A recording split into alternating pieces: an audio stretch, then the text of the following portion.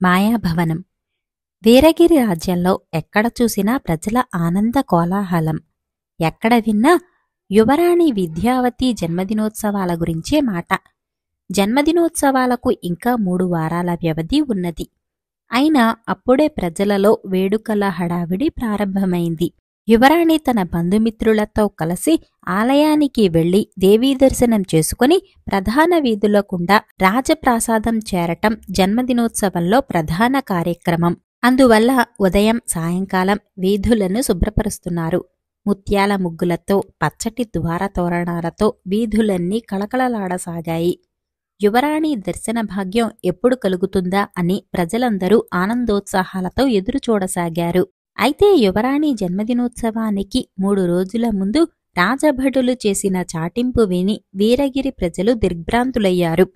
యువరాణి హఠాత్తుగా వ్యాధిగ్రస్తురాలు కావటం వల్ల జన్మదినోత్సవాలు రద్దు చేస్తున్నామని రాజు ప్రకటించటంతో ప్రజలు ఆశాభంగానికి గురి అయ్యారు. ప్రజలలాగే వీరపురిరాజు వీరసేనుడు, రాణి వజ్రేశ్వరీదేవి తమ ఏకైక కుమార్తె విద్యావతి పరిస్థితి చూసి విచారగ్రస్తులయ్యారు. ఇంతకుముందు ఎప్పుడూ కాని విద్యావతి స్వల్ప అనారోగ్యానికి సైతం గురి అయినది లేదు. అలాంటిది 3 రోజుల క్రితం ఆమె ఉదయం పడక నుంచి లేవలేకపోయింది. పరిచారిక శాలిని ఆమెను లేపి కూర్చోపెట్టడానికి ప్రయత్నించింది. విద్యావతి అతి కష్టం మీద లేచి నిలబడింది కాని మరుక్షణమే తూలి పడక మీద పడిపోయింది. అంతే, అప్పట్నుంచి ఆమె అలాగే నీరసంగా పడి ఉన్నది. విషయం తెలియగానే రాణి వజ్రేశ్వరీదేవి విద్యావతి శయనమందిరానికి వచ్చింది.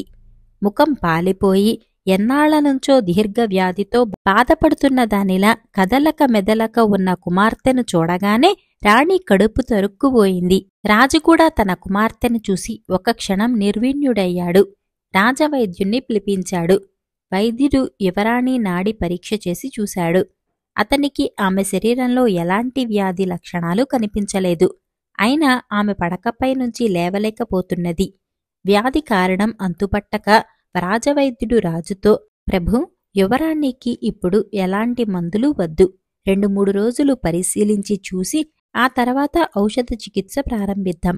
అంతవరకు ఆమెకు విశ్రాంతి అవసరం అన్నాడు. రాజు సరేనని తల పంగించాడు.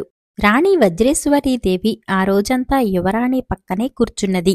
విద్యావతి ప్రశాంతంగా నిద్రపోయింది. సాయంకాలం రాజవైద్యుడు వచ్చినప్పుడు కళ్ళు తెరిచి, ఇంకా నీరసంగానే ఉన్నది, ఆకలి లేదు అన్నది. రాజవైద్యుడు ఆమెకు పళ్లరసం మాత్రం ఇవ్వమన్నాడు. 2వ రోజు కూడా మొదటి రోజులాగే గడిచింది. ఆ రోజు రాత్రి రాణికి ఒక వింత అనుభూతి కలిగింది. ఆమె కళ్ళు మూసుకొని పడుకొని ఉండగా హఠాత్తుగా చల్లటి స్పర్శ ఏదో తగిలి కళ్ళు తెరిచింది. తెల్లటి దెయ్యంలాంటి ఆకారం ఒకటి గది నుంచి బయటకు వెళ్లటం ఆమెకు లీలగా కనిపించింది. అయినా దాని ముఖం స్పష్టంగా కనిపించలేదు.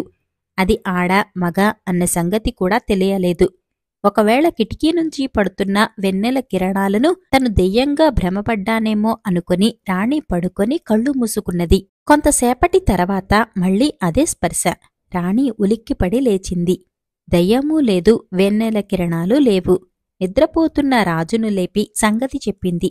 అంతా విన్న రాజు, దేవి, విద్యావతి పరిస్థితి గురించి ఆలోచిస్తూ పడుకొని ఉంటావు. ఏదో కల వచ్చింది అంతే. మన అమ్మాయికి ఎటువంటి ఆపద రాదు.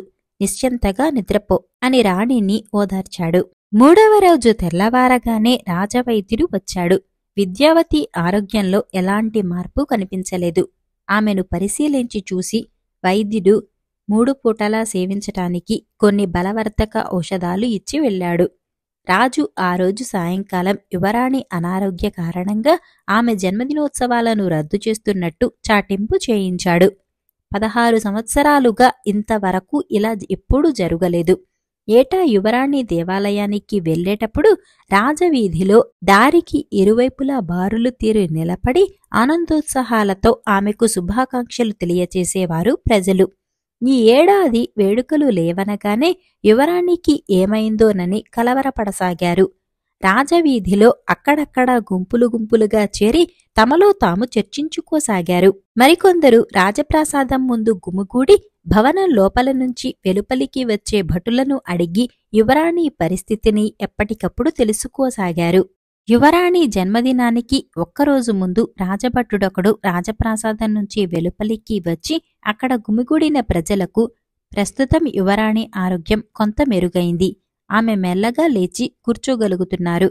రేపు యువరాణి జన్మదినం సందర్భంగా దేవాలయాలన్నిటా ప్రత్యేక పూజలు జరిపించమని రాజుగారు ఆజ్ఞాపించారు. ప్రధాన జ్యోతిష్యాచార్యుడు వాచస్పతిని సంప్రదించటానికి రాజుగారు స్వయంగా బయలుదేరి ఆయన వద్దకు వెళ్లారు అని తెలియచేశాడు. ఆ వార్త విని ప్రజలు కాస్త ఊరట చెంది ఇళ్లకు వెళ్లారు. మరునాడు వేకువజామునే ప్రజలు దేవాలయాలకు వెళ్లి యువరాణి అనారోగ్యం గురించి త్వరగా కోలుకోవాలని, ఆయురారోగ్యాలతో ఆమె చిరకాలం వర్ధిల్లాలని ప్రార్థనలు జరిపారు. ప్రధాన జ్యోతిష్యాచార్యుడు వాచస్పతి రాజు వెంట రాజభవనానికి వచ్చి యువరాణి జాతకాన్ని కొంతసేపు ఏకాగ్ర చిత్తంతో పరిశీలించి చూసి, మహారాజా, యువరాణి జన్మించినప్పుడే ఆమె జాతకాన్ని గణించి ఆమెకు 16వ ఏట ఒక గండం ఉందని చెప్పాను కదా అన్నాడు. మాకది జ్ఞాపకం లేదు ఆచార్య.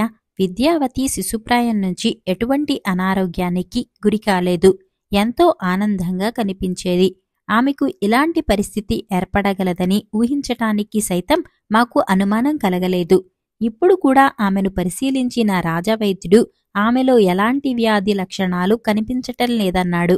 మరెందుకు ఈమె నీరసించిపోయిందో అంతుపట్టటం లేదు అన్నాడు రాజు విచారంగా. పక్కనే ఉన్న రాణి వజ్రేశ్వరీదేవి ఈరోజు విద్యావతి పుట్టినరోజు. ఏటా ఆమె జన్మదిన వేడుకలను ఘనంగా జరపటం ఆనవాయితీ. అది మన దేశ ప్రజలకెంతో ఆనందకరమైన విషయం. విద్యావతి సంపూర్ణ ఆరోగ్యంతో మామూలు మనిషి కాగలదా ఆచార్య అని అడిగింది ఎంతో అదుర్దాగా. వాచస్పతి మళ్లీ తదేక దీక్షతో విద్యావతి జాతకచక్రాన్ని పరిశీలించసాగాడు. కొంతసేపు మౌనంగా ఆలోచించి తల పైకెత్తి, యువరాణి జాతకం ప్రకారం 1 సంవత్సరం నుంచే గ్రహ సంచారం శుభప్రదంగా లేదు. కొన్ని గ్రహాల ఉగ్రదృష్టి జాతకురాలిపై పడింది. అందుకే ఇప్పుడామె పరిస్థితి ఇలా అయింది. అయినా ఇలాగే ఎంతో కాలం కొనసాగదు. సరిగ్గా చెప్పాలంటే ప్రస్తుత గ్రహస్థితి మారటానికి 11 నెలల 11 రోజులు పడతాయి. ఆ తర్వాత ఆమె మామూలు మనిషి అవుతుంది. అంతవరకు ఆమెను జాగ్రత్తగా కాపాడాలి. ముఖ్యంగా ప్రస్తుతం ఉంటున్న ఈ భవనం నుంచి ఆమె నివాసం వేరొక చోటికి మార్చటం అవసరం అన్నాడు. ఈ స్థితిలో అమ్మాయిని ఎక్కడికి పంపగలం ఆచార్య అని అడిగింది మహారాణి సజల నేత్రాలతో. జ్యోతిష్యాచారుడు ఏమీ మాట్లాడలేదు. కొంతసేపు అందరూ మౌనం వహించారు. ఆ తర్వాత రాజు రాజధాని నగరాన్ని ఆనుకుని ఉన్న సారస సరోవరం మధ్య ఉన్న దీవిలో వేసవి విడిదికన్ని నిర్మించిన విశ్రాంతి భవనం ఉన్నది. యువరాణిని అక్కడికి తరలించటం మంచిదనుకుంటాను. అది ఇక్కడికి సమీపంలోనే ఉన్నది కాబట్టి మేము రోజూ వెళ్లి రావటానికి అనువుగాను ఉంటుంది అన్నాడు. సారస సరోవరం ఇక్కడికి ఆగ్నేయ దిశలోనే కదా ఉన్నది అని అడిగాడు జ్యోతిష్కుడు. అవును అన్నట్టు రాజు తలపంకించాడు. అలాంటప్పుడు యువరాణిని అక్కడ ఉంచటం అన్ని విధాలా శ్రేయస్కరం. మరొక ముఖ్య విషయం ఏమిటంటే యువరాణి అక్కడ ఏకాంతంగానే గడపాలి. తల్లిదండ్రుల దృష్టి కూడా ఆమెపై పడకూడదు. ఆమెకు తోడుగా ఒక పరిచారిక మాత్రం ఉంటే చాలు. వారికి ఆహార పానీయాలు రాజభవనం నుంచే పంపవచ్చు. జననీ జనకులైన మీరు కూడా ఆమెను నెలకొక్కసారి మాత్రమే వెళ్లి చూసి రావాలి. మీ కుమార్తె క్షేమం కోసం దీనిని మీరొక తపస్సులాగా భావించి నడుచుకోవాలి. ఇవన్నీ తాత్కాలికమే. గ్రహదోషం తొలగిపోగానే యువరాణి మామూలు మనిషి అవుతుంది. ఆ వెంటనే ఆమెకు వివాహయోగం కూడా ఉన్నది. కాబట్టి మీకు ఎట్టి విచారమూ వద్దు. భగవంతుడి మీద భారం వేసి నిశ్చింతగా ఉండండి. నేను బయలుదేరేటప్పుడు ఇంటి వద్ద జగత్పతాచార్యుడు ఉన్నాడు. ఈ విషయం ఆయనతోనూ సంప్రదించి మీరు యువరాణిని చూడటానికి శుభసమయం ఏదో వచ్చి చెబుతాను అని చెప్పి అక్కడ నుంచి బయలుదేరాడు. ఆ తర్వాత జరగవలసిన పనులన్నీ చకచకా జరిగిపోయాయి. విడిది భవనాన్ని సిద్ధం చేయటానికి రాజు భటులను పంపాడు. విద్యావతి పుట్టినప్పటి నుంచి ఆమె అవసరాలు చూసుకుంటున్న రాణిగారి వృద్ధ పరిచారిక కమలను యువరాణితో పాటు పంపాలని రాణి నిర్ణయించింది. యువరాణికి పరిచారికకు కావలసిన ఆహార పానీయాలను రాజప్రాసాదం నుంచి 6 చెలికత్తెలు రోజుకు 2 ప్రకారం తీసుకువెళ్లాలని ఏర్పాటు జరిగింది. కమల ఒక్కతే యువరాణి దగ్గర ఉంటుంది. జ్యోతిష్యాచారుడి సలహా ప్రకారం సరిగ్గా అర్ధరాత్రి సమయంలో యువరాణి రాజప్రాసాదం నుంచి మేనాలో బయలుదేరింది. రాజు, రాణి యువరాణిని రాజప్రాసాద సింహద్వారం వరకు వచ్చి సాగనంపారు. వృద్ధ పరిచారిక కమలతో పాటు మరిద్దరు చెలికత్తెలు సారసు సరోవరం వరకు యువరాణికి తోడుగా వెళ్లి దిగపెట్టారు. పడవవాడు యువరాణిని, పరిచారిక కమలను వృద్ధ పరిచారిక కమలతో పాటు సరోవర మధ్యంలో ఉన్న దీవిలోని విశ్రాంతి భవనం యువరాణికి తోడుగా వెళ్లి దిగపెట్టారు. తిరిగి వచ్చి ఆ విషయాన్ని అక్కడ నిలబడిన పరిచారికలకు తెలియచేశాడు. తమ కుమార్తె నుంచి ఇలా హఠాత్తుగా దూరం కావలసి వచ్చిన విధి వైపరీత్యాన్ని తలచుకుని రాజదంపతులు తీరని విచారానికి లోను అయ్యారు. ఒకరినొకరు ఓదార్చుకుంటూ కుమార్తెను చూడటానికి తగిన శుభగడియలు ఏవో చెప్పటానికి జ్యోతిష్యాచార్యుడు ఎప్పుడు వస్తాడా అని ఎదురు చూడసాగారు. యువరాణికి ఏర్పడిన స్థితిని గురించి దేశ ప్రజలకు తెలియచేయటానికి రాజు భటులను దేశం నలుమూలలకు పంపాడు. వచ్చే సంవత్సరం యువరాణి జన్మోత్సవాలను మరింత ఘనంగా ఏర్పాటు చేయగలమని, అంతవరకు ప్రజలు జరిగిన దానికి దిగులు పడకుండా తమ కర్తవ్యాలను ఎప్పటిలాగే నిర్వర్తించాలని రాజు చాటింపు చేయించాడు. ఆ చాటింపు విని ప్రజలు కొంత ఊరట చెందారు. కొన్ని రోజులు దేశమంతటా ప్రశాంతత చోటు చేసుకున్నది. ఒకనాడు వేకువజామున సారస సరోవర విశ్రాంతి భవనంలో ఉంటున్న యువరాణి విద్యావతి హఠాత్తుగా మాయమైందన్న వార్త వినగానే దేశ ప్రజలు దిగ్భ్రాంతులయ్యారు. యువరాణి విద్యావతిని సారస సరోవరం వరకు వెళ్లి దిగపెట్టి వచ్చిన శాలిని, మాలిని అనే పరిచారికలే మరునాడు తెల్లవారగానే యువరాణికి కావలసిన ఆహార పానీయాలను తీసుకుని విడిది భవనానికి బయలుదేరారు. పడవవాడు వాళ్లను పడవలో విడిది భవనం మెట్ల వద్ద దించాడు. యువరాణి ఆ రాత్రి ప్రశాంతంగా నిద్రపోవటం వల్ల ఆమె ఎంతో ఉత్సాహంగా ఉండటం చూసి పరిచారికలు సంతోషించారు. యువరాణికి స్నానాదులు చేయించి భోజనం పెట్టారు. ఆ తర్వాత పరిచారికలు రాజభవనానికి తిరిగి వచ్చి యువరాణిలో వచ్చిన మంచి మార్పును గురించి మహారాణి వజ్రేశ్వరీదేవికి తెలియచేశారు. రాణి ఆ శుభవార్తను ఎంతో ఆనందంతో రాజుకు తెలియచేసింది. విద్యావతి నివాస స్థానంలో జ్యోతిష్యాచార్యుడు చేసిన మార్పు కారణంగా విద్యావతి పరిస్థితిలో అప్పుడే అభివృద్ధి సూచించే లక్షణాలు కనిపించటంతో రాజదంపతులు పరమానందం చెందారు. రెండవ రోజు నందిని, దేవయాని అనే పరిచారికలు యువరాణికి భోజనం తీసుకుని వెళ్లారు. మూడవ రోజు శాంత, శారద అనే పరిచారికలు భోజన ఫలహారాలు ఇచ్చి వచ్చారు. రోజురోజుకు విద్యావతి కోలుకుంటుందని పరిచారికలు చెప్పిన మాటలు విని తామెప్పుడు కుమార్తెను చూడగలమా అని రాజదంపతులు ఎదురు చూడసాగారు. 20 రోజులు గడిచాయి. ఆ రోజు సాయంకాలం రాజదర్శనం కోసం ప్రధాన జ్యోతిష్యాచార్యుడు వాచస్పతి వచ్చాడని భటులు తెలియచేయగానే రాజు ఆయనకు ఎదురు వెళ్లి గౌరవంగా తీసుకువచ్చి ఉచితాసనంలో కూర్చోపెట్టాడు. విచారవదనులై ఉన్న రాజదంపతులను చూసి జ్యోతిష్యాచార్యుడు చిన్నగా నవ్వుతూ, మహారాజా, మీరు రేపే వెళ్లి యువరాణిని చూసి రావచ్చు. మధ్యాహ్నం తర్వాత ఎప్పుడైనా వెళ్లవచ్చు. అయితే సూర్యాస్త సమయం అయ్యేలోగా తిరిగి వచ్చేయాలి అన్నాడు. విద్యావతిని చూసి 3 వారాలయ్యింది. ఆమెను వదిలి ఉండలేకపోతున్నాము అన్నది రాణి ఎంతో విచారంగా. రాజు, రేపు వెళుతున్నాం కదా అని రాణిని ఓదార్చి వాచస్పతాచార్యుడికేసి తిరిగి, విద్యావతి గ్రహస్థితిలో ఏదైనా మార్పు వచ్చిందా? ఈ విషయంగా మీరు మీ మిత్రులు జగత్పతాచార్యులను సంప్రదించారా అని అడిగాడు. సంప్రదించాను మహారాజా. ఆయన కూడా నా అభిప్రాయంతో ఏకీభవించాడు. మరొక 40 రోజుల పాటు విద్యావతి స్థితి ఇలాగే ఉంటుందని, ఆ తర్వాత ఆమె మామూలు మనిషి అవుతుందని ఆయన అభిప్రాయపడ్డాడు. కాబట్టి మీరేమీ విచారించాల్సిన అవసరం లేదు. రేపు యువరాణిని చూశారంటే మీకే నమ్మకం ఏర్పడుతుంది అని చెప్పి వాచస్పతాచార్యుడు అక్కడ నుంచి బయలుదేరాడు. రాజదంపతులు యువరాణిని చూడటానికి 21వ రోజు తగిన సమయం అని జ్యోతిష్యాచార్యుడు తెలియచేశాడు కనుక ఆ రోజు యువరాణి మధ్యాహ్నం భోజనం చేసి విశ్రాంతి తీసుకున్న తర్వాత ఆమెను చూడటం ఉచితమని రాజదంపతులు భావించారు. యువరాణిని చూడటానికి రాజురాణి వెళ్తున్నారని తెలియగానే ప్రజలు రాజవీధికి ఇరువైపులా దారి పొడవునా బారులు తీరి నిలబడ్డారు. రాజు తమను సమీపించగానే కొందరు యువరాణి ప్రస్తుత ఆరోగ్య పరిస్థితిని గురించి అడిగారు. యువరాణి త్వరగా కోలుకుంటున్నదని రాజు వారికి మందహాసంతో చెబుతూ ముందుకు నడిచాడు. ప్రజలంతగానో సంతోషించారు. సారస సరోవరం వద్ద కాచుకుని ఉన్న పడవవాడు రాజుకు, రాణికి నమస్కరించాడు. రాజదంపతులు మాత్రం పడవలోకి ఎక్కి కూర్చున్నారు. అంగరక్షకులు సైతం యువతలి గట్టు మీదే నిలిచిపోయారు. పడవ దీవికేసి కదిలింది. దీవిలోని విడితి భవనం మెట్ల వద్ద నిలబడిన వృద్ధ పరిచారిక కమల రాజు దంపతులకు నమస్కరించి వారిని యువరాణి ఉన్న విశాలమైన గదిలోకి తీసుకువెళ్ళింది. అప్పుడే నిద్రలేచి కూర్చున్న యువరాణి విద్యావతి తల్లిదండ్రులను చూడగానే నవ్వుతూ లేచి నిలబడి ఎదురు వచ్చింది.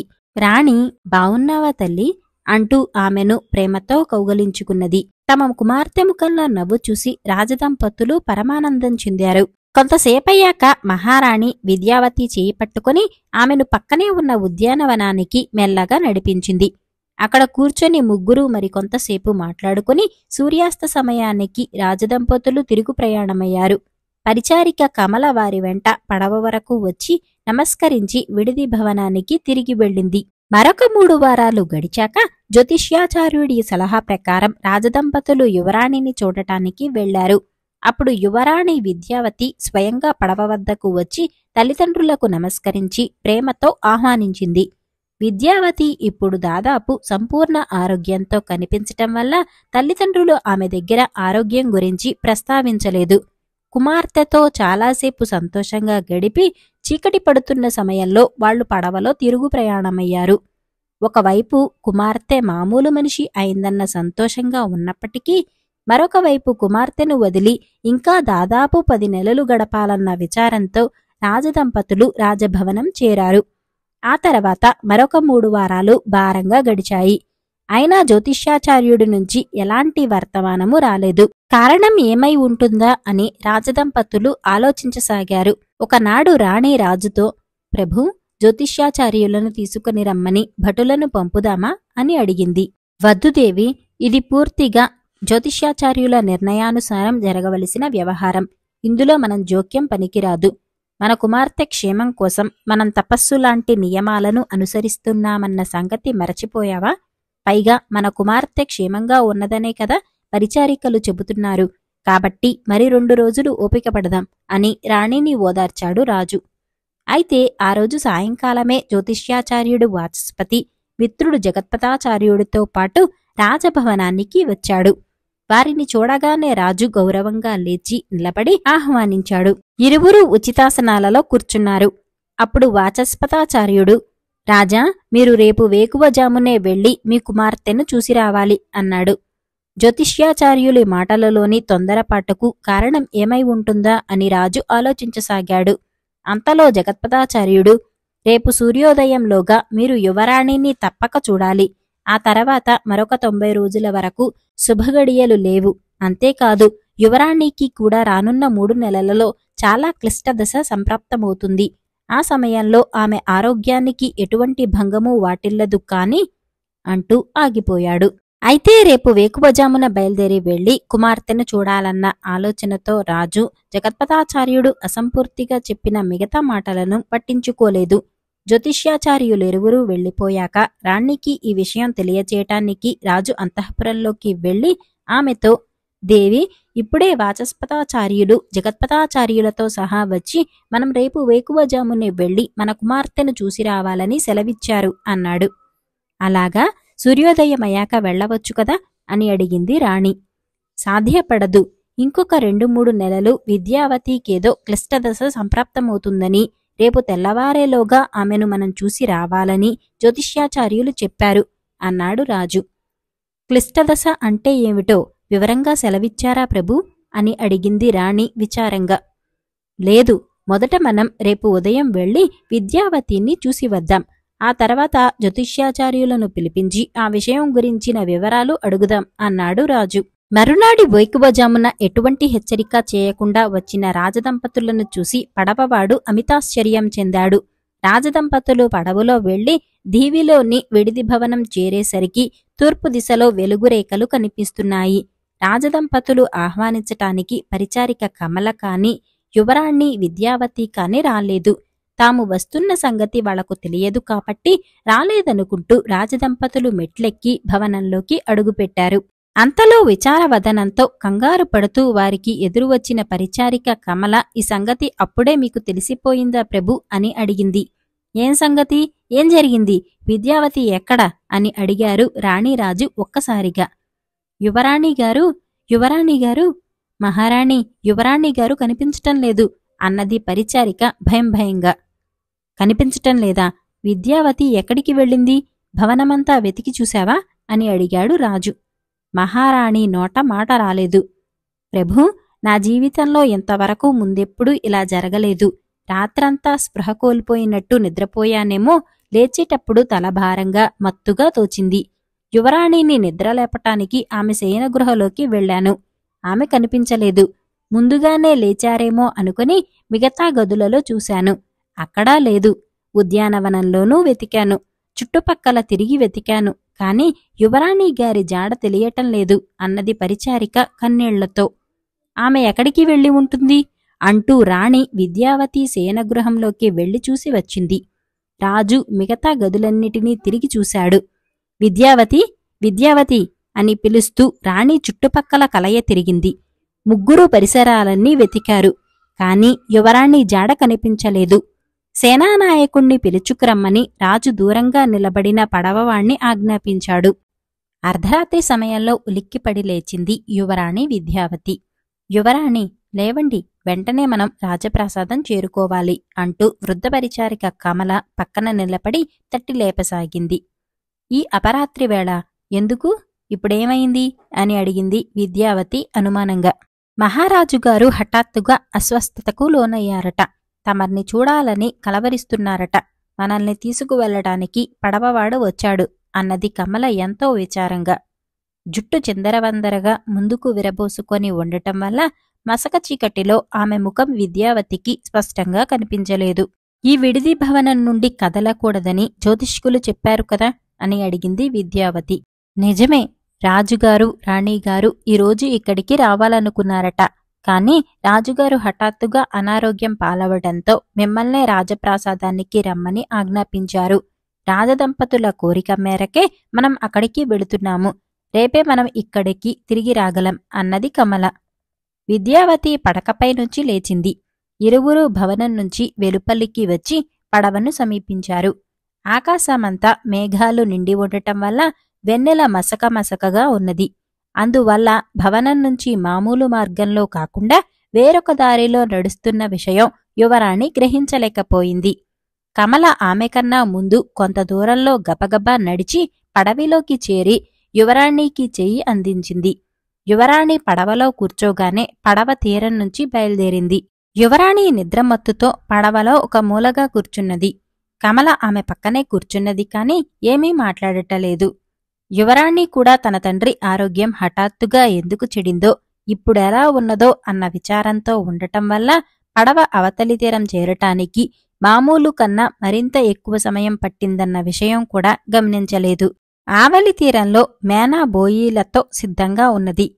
యువరాణి మేనాలోకి చేరగానే నలుగురు బోయీలు దానిని మోసుకుంటూ వేగంగా నడవసాగారు. పరిచారిక కమల మేనా వెంట నడిచి వస్తున్నదని భావించిన యువరాణి కొంతసేపటికల్లా అలాగే నిద్రపోయింది. మేనా హఠాత్తుగా ఒకవైపుకు వాలటంతో యువరాణి మేల్కొన్నది. రాజప్రాసాదానికి వెళ్లే మార్గంలో ఎలాంటి ఎత్తుపల్లాలు లేవు. మరి మేనా ఎందుకు ఇలా వాలుగా వెళ్తున్నదన్న అనుమానంతో యువరాణి మేనా తెరను పక్కకు తొలగించి వెలుపల్లెక్కి తొంగి చూసింది. చుట్టూ అరణ్యం. బోయీలు మేనాను ఒక కొండమీదకి మోసుకు వెళుతున్నారు. ఆమె మేనాకు ముందు వెనుక ఇరువైపులా పరిశీలించి చూసింది. పరిచారిక కమల జాడ కనిపించలేదు. తను రాజప్రాసాదానికి వెళ్లటం లేదని యువరాణి గ్రహించింది. మరి ఎక్కడికి తీసుకువెళుతున్నారు? అది అరణ్య మధ్యంలో. అర్ధరాత్రి సమయం కాబట్టి ఆమె బోయీలను ఆపి సంగతి అడగదలుచుకోలేదు. కొంతసేపటికి బోయీలు మేనాను కిందకి దించారు. యువరాణి, ఇక మీరు వెలుపలికి రండి అని ఒక స్త్రీ కంఠస్వరం వినిపించింది. విద్యావతి మేనా నుంచి వెలుపలకి వచ్చి చుట్టుపక్కల కలయ చూసింది. చుట్టూ అరణ్యం. ఎదురుగుండా బ్రహ్మాండమైన భవనం. రూపురేఖలలో, వేషధారణలో అచ్చంగా తన పరిచారిక కమలలా ఉన్న స్త్రీ పక్కన కనిపించింది. ఆమె సరోవర విడిది భవనం నుంచి తన వెంట వచ్చిన స్త్రీ అని యువరాణి గ్రహించింది.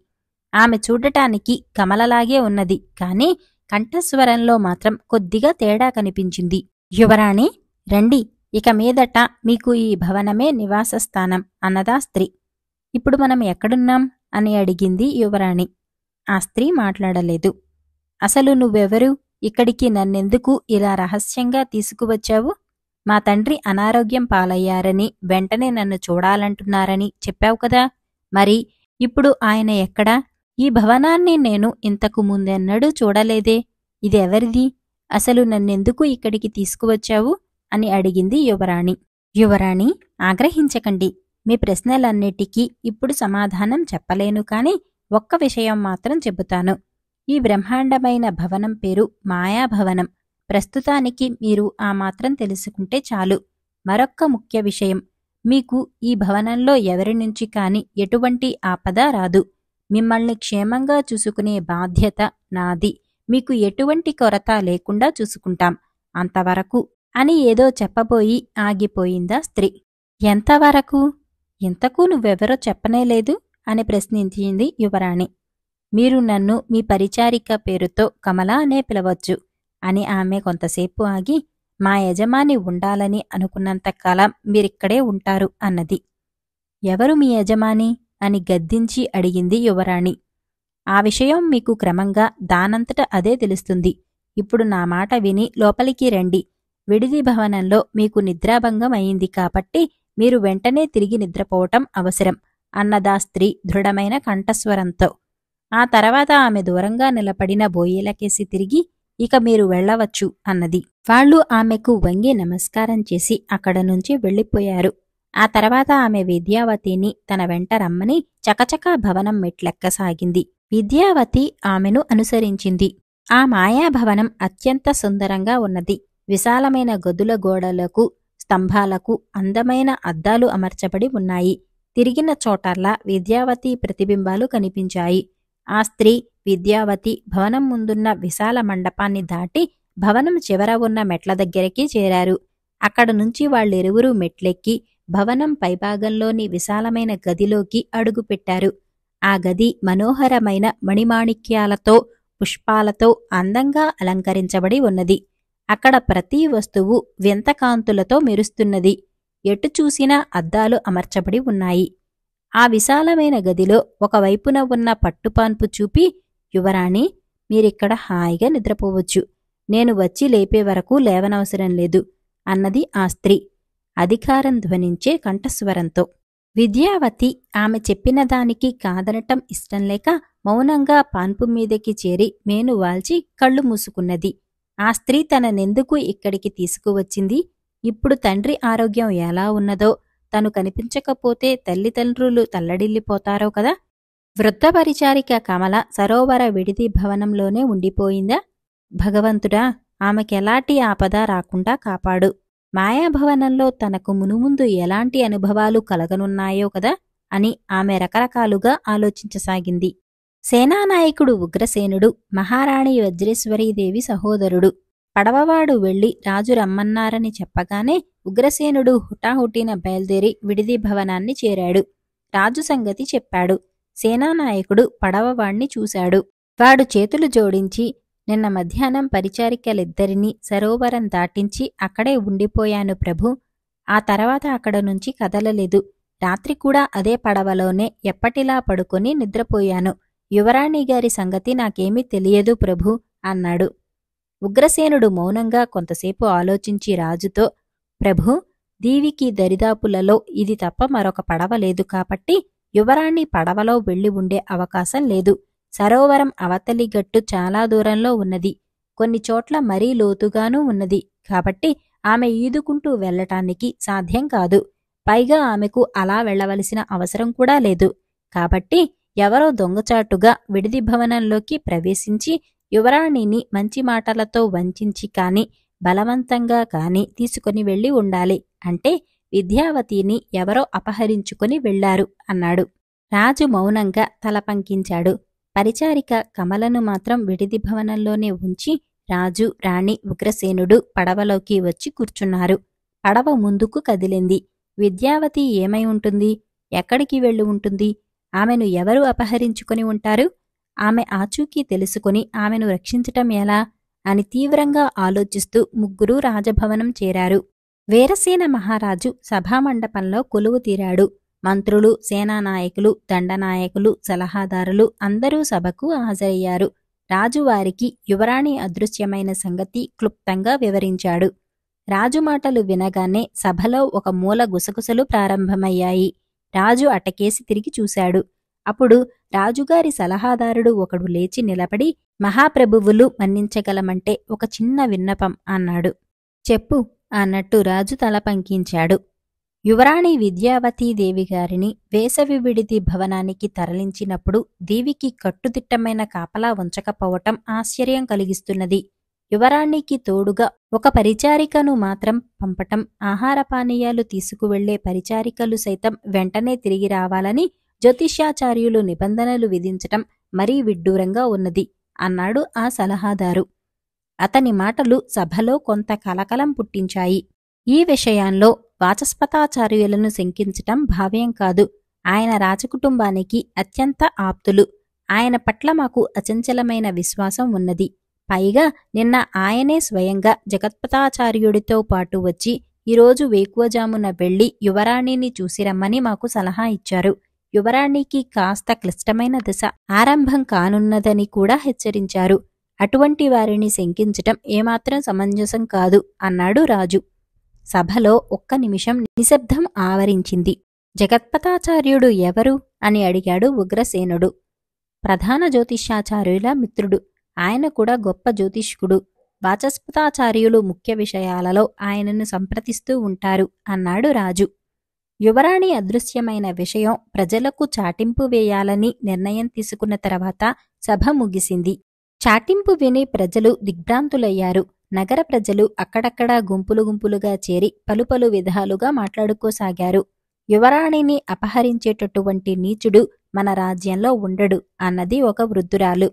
సరోవరానికి ఆనుకొని ఉన్న అరణ్యంలో కొండ గుహలన్నీ అరచేతి గీతల్లా నాకు స్పష్టంగా తెలుసు. ఇప్పుడే నేను యువరాణిని వెతకటానికి బయలుదేరతాను అన్నాడొక యువకుడు. ఈ లోపల యువరాణి అదృశ్యమైందన్న వార్త తెలిసిన వాచస్పతాచార్యులు రాజభవనం చేరి రాజును, ప్రభూ, నేను విన్నది నిజమేనా అని అడిగాడు. జరగవలసిందేదో జరిగిపోయింది. అయినా ఇప్పుడు విద్యావతికి ఎటువంటి అపాయమూ రాకూడదు. అందుకు మనం చేయగలిగిందేంటో సెలవివ్వండి. ఆమె క్షేమం కోరి నివాస స్థానంలో మార్పును సూచించింది మీరు. అక్కడ జరగకూడనిది జరిగిపోయింది. ఆమె ఇప్పుడు ఎక్కడున్నదో కనుగొనే మార్గం కూడా మీరే చెప్పాలి అన్నాడు రాజు గంభీరంగా. విద్యావతి చాలా సుకుమారి. ఆమె ఇప్పుడెక్కడున్నదో కదా, ఆమెకు ఎటువంటి ఆపద రాకూడదు అన్నది మహారాణి కళ్ళనీళ్లతో. వాచస్పతాచార్యులు ఒక్క నిమిషం ఏమీ మాట్లాడలేకపోయాడు. ఆ తర్వాత రాజదంపతులను ఓదారుస్తూ, విచారించకండి మహారాజా, యువరాణికి ఎటువంటి ఆపద రాదు. పూర్ణచంద్రుడికి పట్టే గ్రహణంలాంటిదే ఇది. నేను ఇప్పుడే వెళ్ళి ఆమె జాతకాన్ని మరొకసారి జాగ్రత్తగా పరిశీలించి చూసి ఆమె ఏ దిశలో ఉన్నదో తెలుసుకుని వచ్చి మీకు చెబుతాను అని అక్కడ నుంచి బయలుదేరాడు. ఇంటికి చేరిన వాచస్పతాచార్యులు విద్యావతి జాతకాన్ని ముందుంచుకొని దీక్షగా పరిశీలించసాగాడు. తాళపత్ర గ్రంథాలను తీసి చదవసాగాడు. ఎంతసేపటికి జగత్పతాచార్యుడి జాడలేదు. ఆ రోజే కాదు, మరునాడు అతడు రాలేదు. మూడవ రోజు కూడా రాలేదు. జగత్పతి ఎక్కడికి వెళ్లాడా అని వాచస్పతాచార్యులు ఆశ్చర్యంతో ఆలోచించసాగాడు.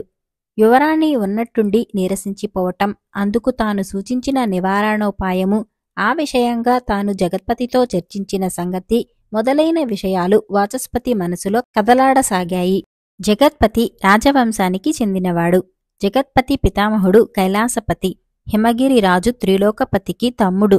వృద్ధుడైన అన్నకు సంతానం లేనందువల్ల ఆయన తదనంతరం తానే హిమగిరికి రాజు కాగలనని కైలాసపతి కలలు కన్నాడు. అయితే త్రిలోకపతి మరణానంతరం ఆయన సహోదరి కుమారుడు ఉమాపతి హిమగిరి రాజ్యాధికారాన్ని చేపట్టాడు. కైలాసపతి రాజ్యభ్రష్టుడై అరణ్యాల పాలయ్యాడు. హఠాత్తుగా తనకు కలిగిన దురదృష్టానికి కారణం అన్వేషించటం వల్ల ఆయనకు క్రమంగా జ్యోతిష్యం పట్ల ఆసక్తి ఏర్పడింది.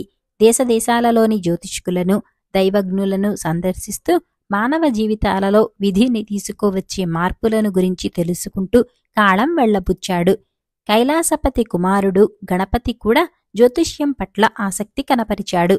ఆయన తన కుమారుడు జగత్పతికి జ్యోతిష్యశాస్త్రంతో పాటు తాను పురాతన గ్రంథాల నుంచి, ఆటవిక జాతుల ప్రజల నుంచి నేర్చుకున్న మంత్రతంత్రాలను, మాయాజాలాన్ని నేర్పాడు. జగత్పతి రాజ్యభ్రష్టులైన తన తాతతండ్రులు అరణ్యమధ్యంలో నిర్మించుకున్న భవనాన్ని మరింత బ్రహ్మాండమైన భవనంగా పునర్నిర్మించుకున్నాడు. అక్కడ ఏకాంతంగా మంత్రతంత్రాలతోనూ, మాయాజాల విద్యలతోనూ అహర్నిశలు దీక్షతో కృషి చేస్తూ ప్రావీణ్యతను పెంపొందించుకోసాగాడు. జగత్పతి జ్యోతిష్య శాస్త్రం మంత్రతంత్రాలతో మాత్రమే తృప్తిపడలేదు.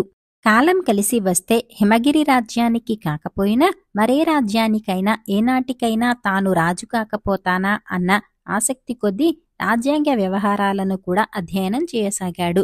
అతడు కలలుగన్న అవకాశం ఇప్పుడు తానుగా వచ్చి తలుపు తట్టినట్టు భావించాడు జగత్పతి. వీరగిరిరాజు ఏకైక కుమార్తె విద్యావతి సరోవర విడిది భవనంలో ఒంటరిగా ఉంటున్నది. ఈ క్లిష్టదశ పూర్తయిన వెంటనే యువరాణికి వివాహయోగం ఉందని వాచస్పతాచార్యులు సెలవిచ్చారు. విద్యావతి వివాహం తనతో అయినట్టయితే వీరగిరి సింహాసనం తన వశమవుతుంది కదా అన్న ఆలోచన జగత్పతిని ఒకచోట నిలబడనివ్వలేదు. రహస్యంగా వెళ్లి సరోవర పరిసర ప్రాంతాలను పరీక్షించి చూశాడు. పడవ రేవుకు దూరంగా చెట్ల మధ్య ఉన్న చిన్న మార్గాన్ని కనుగొన్నాడు. ఎవ్వరికీ తెలియకుండా అక్కడొక పడవను కూడా ఏర్పాటు చేశాడు.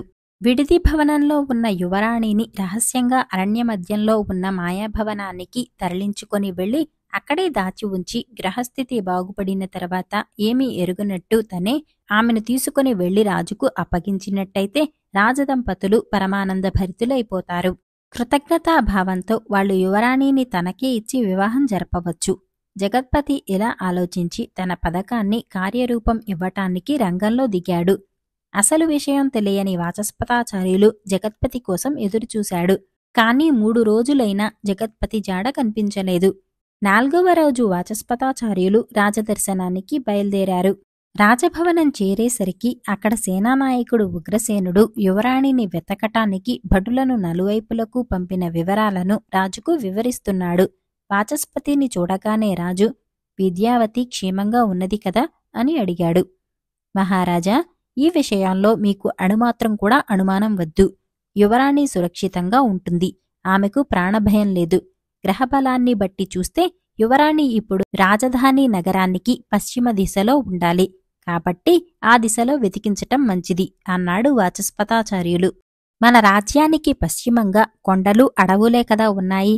అయినా మన సైనికులు ఆ మహారణ్యంలో మానవ మాతృలు వెళ్లగలిగినంత దూరం వెళ్లి వెతికి వచ్చారు. ఉత్తర దిశగా వెళ్లిన సైనికులు మాత్రం ఇంకా తిరిగి రాలేదు అన్నాడు ఉగ్రసేనుడు. వాళ్లు రాని ఆ తర్వాత జ్యోతిష్యాచార్యుల సలహా ప్రకారమే మరికొంతమంది సైనికులను మళ్లీ దక్షిణ దిశకు పంపుదాం. అది సరే కాని ఎవరో ఒక యువకుడు విద్యావతిని వెతకటానికి అనుమతి కోరుతున్నట్టు చెప్పావు. ఎక్కడా యువకుడు? సైనికులను తన వెంట పంపమంటున్నాడా ఏం అని అడిగాడు రాజు. లేదు మహారాజా, అతడు విద్యావతిని వెతకటానికి ఒంటరిగానే వెళ్తాడట. అందులో విజయం సాధిస్తే సరేసరి. ఒకవేళ ఆ ప్రయత్నంలో తను ప్రాణాలు కోల్పోయినట్టయితే వేరొక దిక్కులేని వృద్ధురాలైన తన తల్లి సంరక్షణా బాధ్యతలు మనమే స్వీకరించాలని ప్రార్థిస్తున్నాడు. ఆ యువకుణ్ణి చూస్తుంటే సామాన్యుడిలా కనిపించటం లేదు. అతనికి ఒక అవకాశం ఇవ్వటం మంచిదనుకుంటాను. అందులో అతడు విజయం సాధించినా ఆశ్చర్యం లేదు అన్నాడు ఉగ్రసేనుడు. అలాగా, ఎక్కడా యువకుడు అని అడిగాడు రాజు. కోటగుమ్మం ముందే ఉన్నాడు, పిలిపించమంటారా అని అడిగాడు ఉగ్రసేనుడు. తీసుకురమ్మను అన్నాడు రాజు. ఆ యువకుణ్ణి లోపలికి తీసుకురమ్మని అక్కడ నిలబడిన ఒక భటుణ్ణి ఆజ్ఞాపించి ఉగ్రసేనుడు వాచస్పతాచార్యులకేసి తిరిగి, మీరీ మధ్య జగత్పతాచార్యులను చూశారా అని అడిగాడు. లేదు, ఆయన నా దగ్గరికి వచ్చి 4 రోజులైంది. రోజూ వచ్చేవాడు. ఇప్పుడు రాకపోవటం ఆశ్చర్యంగా ఉన్నది. మరేదైనా కార్యం మీద వేరెక్కడికైనా వెళ్లాడేమో. ఆయన రాగానే మీ దగ్గరికి పంపమంటారా అని అడిగాడు వాచస్పతాచార్యులు. వద్దు, 4 రోజుల క్రితం మీతో పాటు జగత్పతాచార్యులు కూడా రాజదర్శనానికి వచ్చాడని రాజుగారు చెప్పారు. ఇప్పుడు విద్యావతి గురించి ఆయన ఏమైనా చెప్పారేమో తెలుసుకుందామని అడిగాను అంతే అన్నాడు ఉగ్రసేనుడు. వాచస్పతాచార్యులు లేచి నిలబడి రాజుకు నమస్కరించి బయల్దేరపోయాడు. అంతలో భటుడు ఒక యువకుణ్ణి అక్కడికి తీసుకువచ్చాడు. అందమైన ఆ యువకుడి చురుకైన కళ్లలోకి చూసి జ్యోతిష్యాచార్యుడు ఒక క్షణం ఆశ్చర్యపోయాడు. యువరాణిని వెతికేందుకు ఒంటరిగా వెళ్లటానికి సాహసించిన ఆ యువకుడు ఎవరై ఉంటారా అని ఆలోచిస్తూ ఆయన రాజప్రసాదం వెలుపలికి వచ్చాడు. భవనం లోపలికి భటుడు తీసుకువచ్చిన యువకుడు రాజును చూడగానే చేతులు జోడించి గౌరవంగా నమస్కరించాడు. రాజు ఆ యువకుణ్ణి నఖశిఖ పర్యంతం పరీక్షగా చూశాడు. ఆ యువకుడి వేషధారణ సాధారణంగా ఉన్నప్పటికీ అతని చూపులలో అసాధారణమైన రాజఠీవి, గాంభీర్యం స్పష్టంగా కనిపించాయి. ఆ యువకుణ్ణి గురించి అంతకు ముందు సేనాధిపతి చెప్పిన మాటలలో ఎంతో నిజముందని రాజు గ్రహించాడు. అంతలో సేనాధిపతి, ఈ యువకుడే మన యువరాణ్ణిని వెతికి తీసుకురావటానికి అనుమతి కోరి వచ్చాడు అన్నాడు. రాజు ఆ యువకుడితో, నీ పేరేమిటి? నువ్వెవరు? మా సైనికులు నలుదిశలకు వెళ్లి యువరాణిని వెతికి వచ్చారు. మరికొందరు పొరుగు రాజ్యాలకు కూడా వెళ్లి ఉన్నారు. నువ్వు ఒంటరిగా యువరాణి వెతకటానికి వెళ్తానంటున్నావు. అది నీ ఒక్కడి వల్ల సాధ్యమయ్యే పనేనా? ఒకవేళ యువరాణిని చూసినా నువ్వు గుర్తుపట్టగలవా అని అడిగాడు. ఆ యువకుడు చేతులు జోడించి, మహారాజా, ఏటా యువరాణి జన్మదిన సందర్భంగా జరిగే ఊరేగింపును నేను మా తల్లి చూసేవాళ్లం. అందువల్ల నేను యువరాణి గారిని సులభంగా గుర్తించగలను అన్నాడు. ఎంతకు నువ్వు ఎవరన్న సంగతి చెప్పనేలేదు అన్నాడు రాజు. మహారాజా, నా పేరు మహేంద్రనాథుడు. రాజధాని నగరానికి కొద్ది దూరంలో ఉన్న దేవి ఆలయ సమీపంలో నేను మా తల్లి ఉంటున్నాము. మా తల్లి రోజూ పూలు కోసి మాల కట్టి దేవి ఆలయానికి సమర్పిస్తూ ఉంటుంది. నా 3 ఏళ్ల వయసులో మా తండ్రి మరణించాడు. అప్పటినుంచి మా ఆలనా పాలన మా పినతండ్రి గారే చూసేవారు. అయినా మా పినతల్లి హఠాత్తుగా చనిపోవటంతో మా పినతండ్రికి జీవితం మీద విరక్తి పుట్టి మమ్మల్నందరినీ వదిలి ఎటో వెళ్లిపోయాడు. నాకు ఊహ తెలిసిన రోజు నుంచి నా సంపాదనతోనే నేను మా తల్లి జీవిస్తున్నాము అన్నాడా యువకుడు ఎంతో వినయంగా. రాజు తల పంకించి, అయినా నువ్వు తలపెట్టిన కార్యం సులభమైనది కాదు. ఎన్నో కష్టనష్టాలను ఎదుర్కోవలసి ఉంటుంది అన్నాడు. నిజమే మహారాజా, అవన్నీ బాగా ఆలోచించుకునే వచ్చాను. నేను యువరాణి గారిని వెతుకుతూ వెళితే తిరిగి రావటానికి కొన్ని రోజులు పట్టవచ్చు. అక్కడ ఎదురయ్యే కష్టనష్టాల గురించి నాకు భయం లేదు. అయితే అంతవరకు ఇక్కడ నా తల్లి సంరక్షణా బాధ్యతలు చూసుకోవటానికి నేను తప్ప మరొక దిక్కు లేదు. అందుకే ఈ విషయాన్ని సేనాధిపతికి ముందే తెలియచేశాను అన్నాడు మహేంద్రనాథుడు. అవును, సేనాధిపతి ఆ విషయం నాకు ముందే చెప్పాడు. ఆ సంగతి మేం చూసుకుంటాము. నువ్వు ఈ కార్యక్రమంలో విజయం సాధించావంటే నిన్ను గొప్ప బహుమతులతో సత్కరించగలము. ఇంకేదైనా కోరిక ఉంటే ఇప్పుడే చెప్పు అని అడిగాడు రాజు. ఎటువంటి బహుమతిని ఆశించి కాని నేనీ పనికి పూనుకోలేదు. ఇటువంటి క్లిష్ట పరిస్థితుల్లో ఆదుకోవటం ప్రతి పౌరుడి కర్తవ్యం కదా. నాకు రాజధాని సమీప అరణ్య ప్రాంత పరిసరాలు బాగా తెలుసు. అందుకే యువరాణిని వెతకటానికి మీ అనుమతి కోసం వచ్చాను అన్నాడు మహేంద్రనాథుడు. అలాగే, నీ కోరికను అంగీకరిస్తున్నాను. ఎప్పుడు బయలుదేరుతావు అని అడిగాడు రాజు. రేపే బయలుదేరుతాను మహారాజా. అయితే అని ఆగాడు మహేంద్రనాథుడు. ఏమిటి అన్నాడు రాజు. ఉగ్రసేనుడు కూడా ఏమిటి అన్నట్టు మహేంద్రనాథుడికేసి చూశాడు. మహారాజా, నేనైతే మహారాణి గారిని గుర్తుపట్టగలను. అయితే మీ అనుమతితోనే నేను యువరాణిని వెతకటానికి వెళ్లానని ఆమెకు తెలియచేయటం ఎలాగా అని ఆలోచిస్తున్నాను అన్నాడు మహేంద్రనాథుడు. మహారాజా, యువరాణికి ఆనవాలుగా ఏదైనా ఇచ్చి పంపటం అంత క్షేమం కాదు. ఎందుకంటే అది మార్గమధ్యంలో కనిపించకుండా పోవచ్చు. దానిని ఎవరైనా దొంగలించవచ్చు అన్నాడు ఉగ్రసేనుడు. రాజు ఉగ్రసేనుడితో, నిజమే, నాకు అలాగే అనిపిస్తున్నది అని మహేంద్రనాథుడికేసి తిరిగి, యువరాణి కుడిభుజం మీద ఒక పుట్టుమచ్చ ఉన్నది. అది నాకు, మహారాణికి తప్ప ఎవ్వరికీ తెలియదు. నువ్వు యువరాణిని చూసినప్పుడు ఈ మాట చెప్పావంటే ఆమె నిన్ను మేము పంపినట్టు గుర్తించగలదు. అయితే నువ్వీ సంగతిని 3వ మనిషికి చెప్పకూడదు, జాగ్రత్త అని హెచ్చరించి, మీ తల్లి సంరక్షణా బాధ్యతలు సేనాధిపతి చూసుకుంటాడు. కాబట్టి నువ్వు రేపే నిశ్చింతగా బయలుదేరవచ్చు. యువరాణిని గురించిన శుభవార్తతో నువ్వు జయప్రదంగా తిరిగి రావాలని మేమందరం ఎదురుచూస్తూ ఉంటాము అని చెప్పి ఆసనం నుంచి లేచి అంతఃపురంకేసి బయలుదేరాడు. సేనానాయకుడు, సాయంకాలం మీ తల్లిని వెంట తీసుకుని రా, మిగతా ఏర్పాట్ల గురించి మాట్లాడుదాం అన్నాడు. మహేంద్రనాథుడు అక్కడ నుంచి ఇంటికి చేరేసరికి అతని తల్లి సాయంకాలం పూజకు పూలమాలలు సిద్ధం చేస్తున్నది. అమ్మా, నేను రాజుగారిని దర్శించి వచ్చాను. వీరసేన మహారాజుగారినా? నిజంగానా? రాజాస్థానంలో ఉద్యోగంలో చేరావా ఏం అని అడిగింది తల్లి ఆనందాశ్చర్యాలతో. ఉద్యోగంలో తర్వాత చేరుతాను. ఇప్పుడు నేను యువరాణి గారిని వెతకటానికి రాజుగారు అనుమతి ఇచ్చారు అన్నాడు మహేంద్రనాథుడు. యువరాణిని వెతకటానికి నువ్వు వెళ్తున్నావా? ఆమెను ఎక్కడని వెతకగలవు? ఒంటరిగా అరణ్యంలోకి వెళ్లటం క్షేమమవుతుందా? అయినా నువ్వు వచ్చే వరకు ఇక్కడ నన్ను చూసుకునేవాళ్లెవరు అన్నది తల్లి విచారంగా. విచారించవద్దు. యువరాణి గారి ఆచూకీ తెలుసుకుని నేను క్షేమంగా తిరిగి రాగలను. అంతవరకు నీ సంరక్షణా బాధ్యతలు రాజుగారే చూసుకుంటారు. ఈరోజు సాయంకాలం మనం సేనాధిపతిని కలుసుకున్నామంటే నీ అనుమానాలన్నీ తీరిపోతాయి అని తల్లికి ధైర్యం చెప్పి ఓదార్చాడు మహేంద్రనాథుడు. సాయంకాలం కొడుకు వెంట తనను చూడటానికి వచ్చిన మహేంద్రనాథుడి తల్లితో సేనాధిపతి ఉగ్రసేనుడు సాదరంగా, అమ్మా, మీ కుమారుడు ఈ కార్యంలో విజయం సాధించి రాజకుటుంబానికి రాజ్య ప్రజలకు ఆనందాన్ని కలిగించగలడనే అనిపిస్తున్నది. అతడు తిరిగి వచ్చే వరకు మీ సంరక్షణ చూసుకునే బాధ్యత నాది.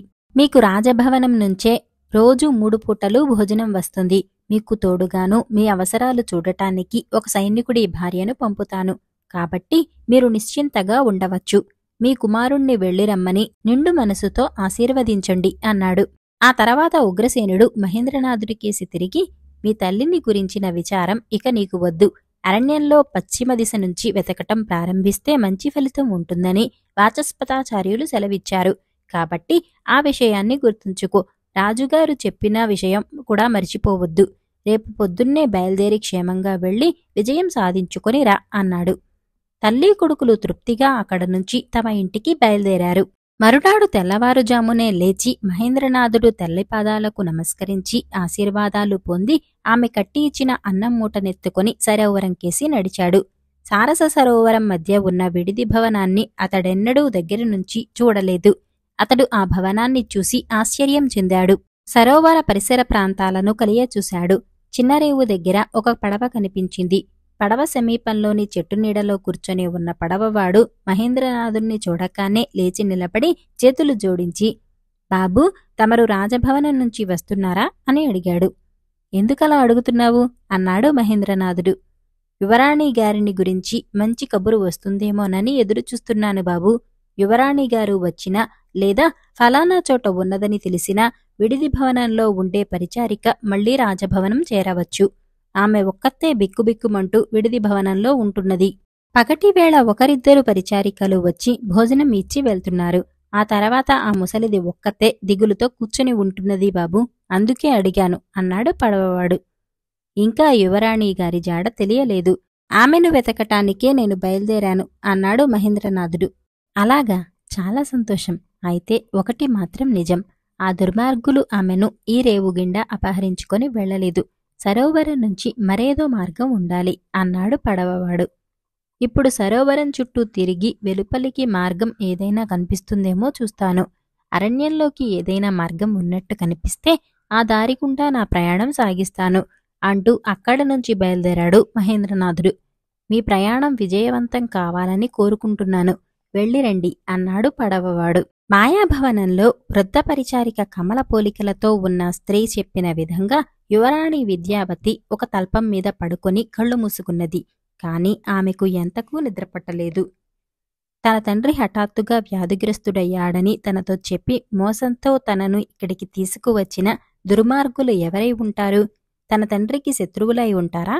ప్రజలను కన్నబిడ్డల్లా పాలిస్తూ ఇరుగు పొరుగు రాజ్యాలతో చక్కటి స్నేహబంధాలు కలిగి ఆజాత శత్రువుగా పేరుగాంచిన తన తండ్రికి శత్రువులు ఎవరు? ఈ విపత్కర పరిస్థితిని ధైర్యంగా ఎదుర్కొని ఎలాగైనా ఈ మాయాభవనం నుంచి బయటపడి తల్లిదండ్రులను కలుసుకోవాలి అని ఆలోచిస్తూ ఆమె తెల్లవారుజామున నిద్రపోయింది. పరిచారిక కమల పోలికలతో ఉన్న వృద్ధ స్త్రీ మెల్లగా తట్టిలేపటంతో యువరాణి కళ్ళు తెరిచి చుట్టుపక్కల కలయ చూసింది. గదిలోకి నీరెండ పడుతున్నది. తెల్లవారి చాలాసేపయిందని ఆమె గ్రహించింది. బాగా నిద్రపోయినట్టున్నావు అని అడిగింది వృద్ధ స్త్రీ. అవును అన్నట్టు తల ఊపి లేచి కూర్చుంటూ స్నానం చేయాలి అన్నది విద్యావతి.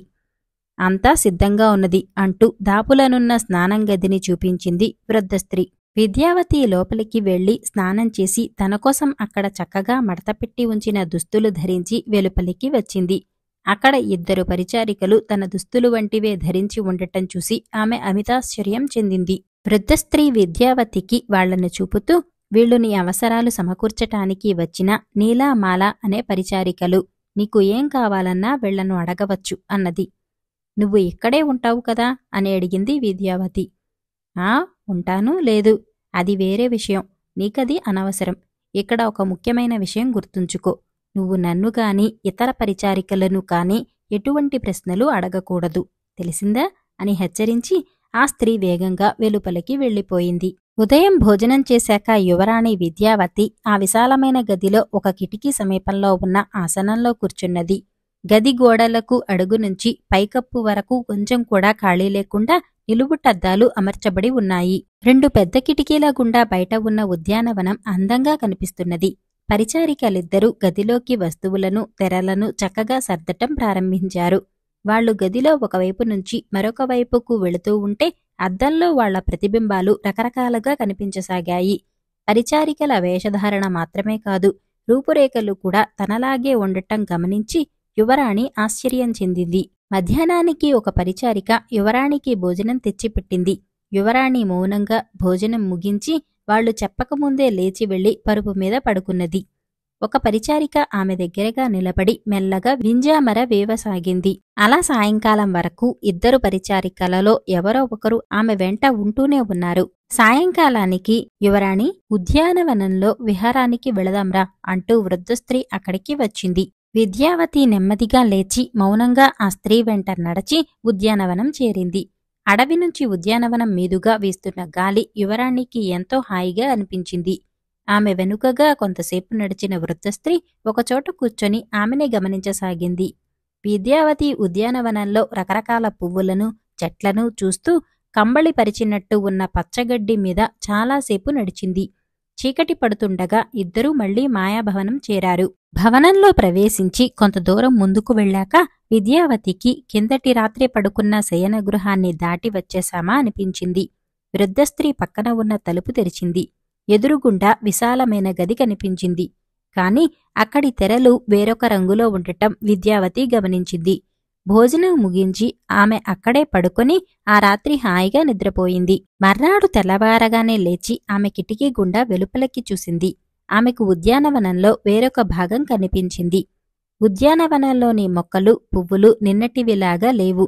విద్యావతి లేచి స్నానానికి వెళ్ళింది. మొదటి రోజులాగానే ఆమెకు కావలసిన దుస్తులు అక్కడ మడతపెట్టి ఉన్నాయి. స్నానం ముగించుకొని వెలుపలికి రాగానే అక్కడ వృద్ధ స్త్రీ మరి 2 పరిచారికలు కనిపించారు. ఆ 2 పరిచారికలు కూడా యువరాణి ధరించిన దుస్తులనే ధరించి ఉన్నారు. వాళ్లు కవలలుగా కనిపించటమే కాదు, వాళ్లలో తన పోలికలు కూడా కొంత ఉండటం విద్యావతి పసిగట్టింది. వీరి పేర్లు సురేఖ, సులేఖ. ఈరోజు వీళ్లే నీకు కావలసిన అవసరాలు సమకూర్చగలరు అని చెప్పి వృద్ధ స్త్రీ అక్కడి నుంచి వెళ్ళిపోయింది. తన దగ్గరికి వచ్చిన ఒక పరిచారికతో విద్యావతి, సురేఖ, నిన్నొక విషయం అడగనా అన్నది. నేను సులేఖను యువరాణి, ఏదైనా పానీయం తీసుకురమ్మంటారా అన్నదా పరిచారిక.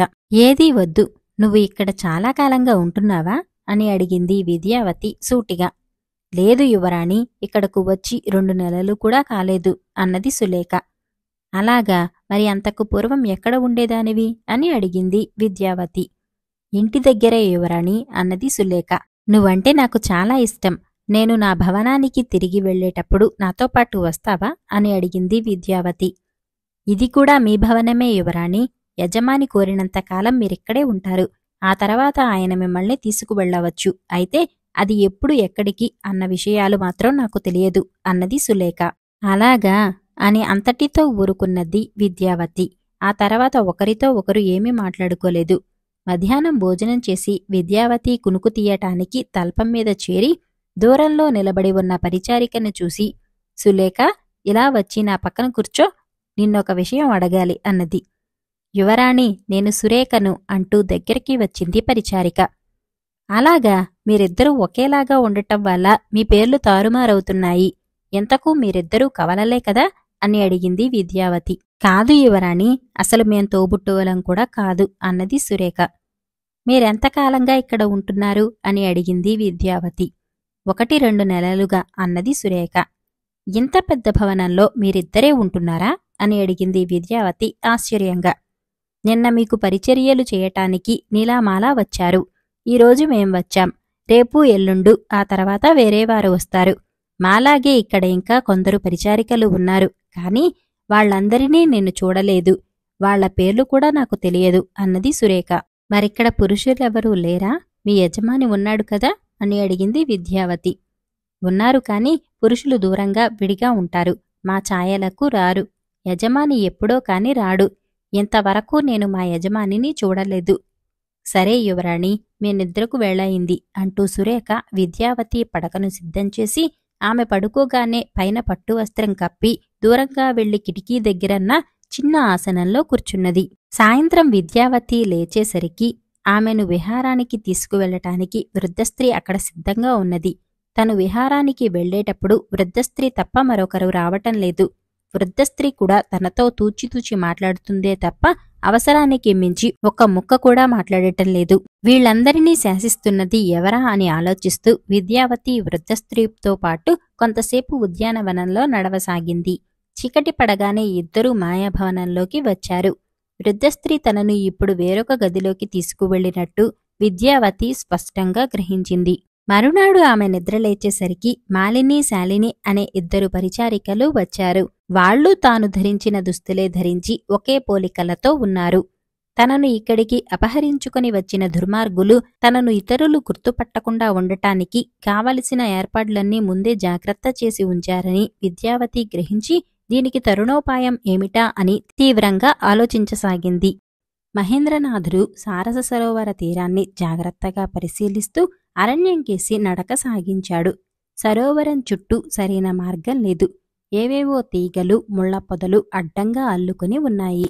జాగ్రత్తగా వాటిని తొలగించుకుంటూ అక్కడక్కడా ఆగి విడిది భవనాన్ని పరీక్షించి చూస్తూ అరణ్యంలోకి మార్గమేదమైనా కనిపిస్తుందేమోనని వెతుకుతూ ముందుకు పోసాగాడు.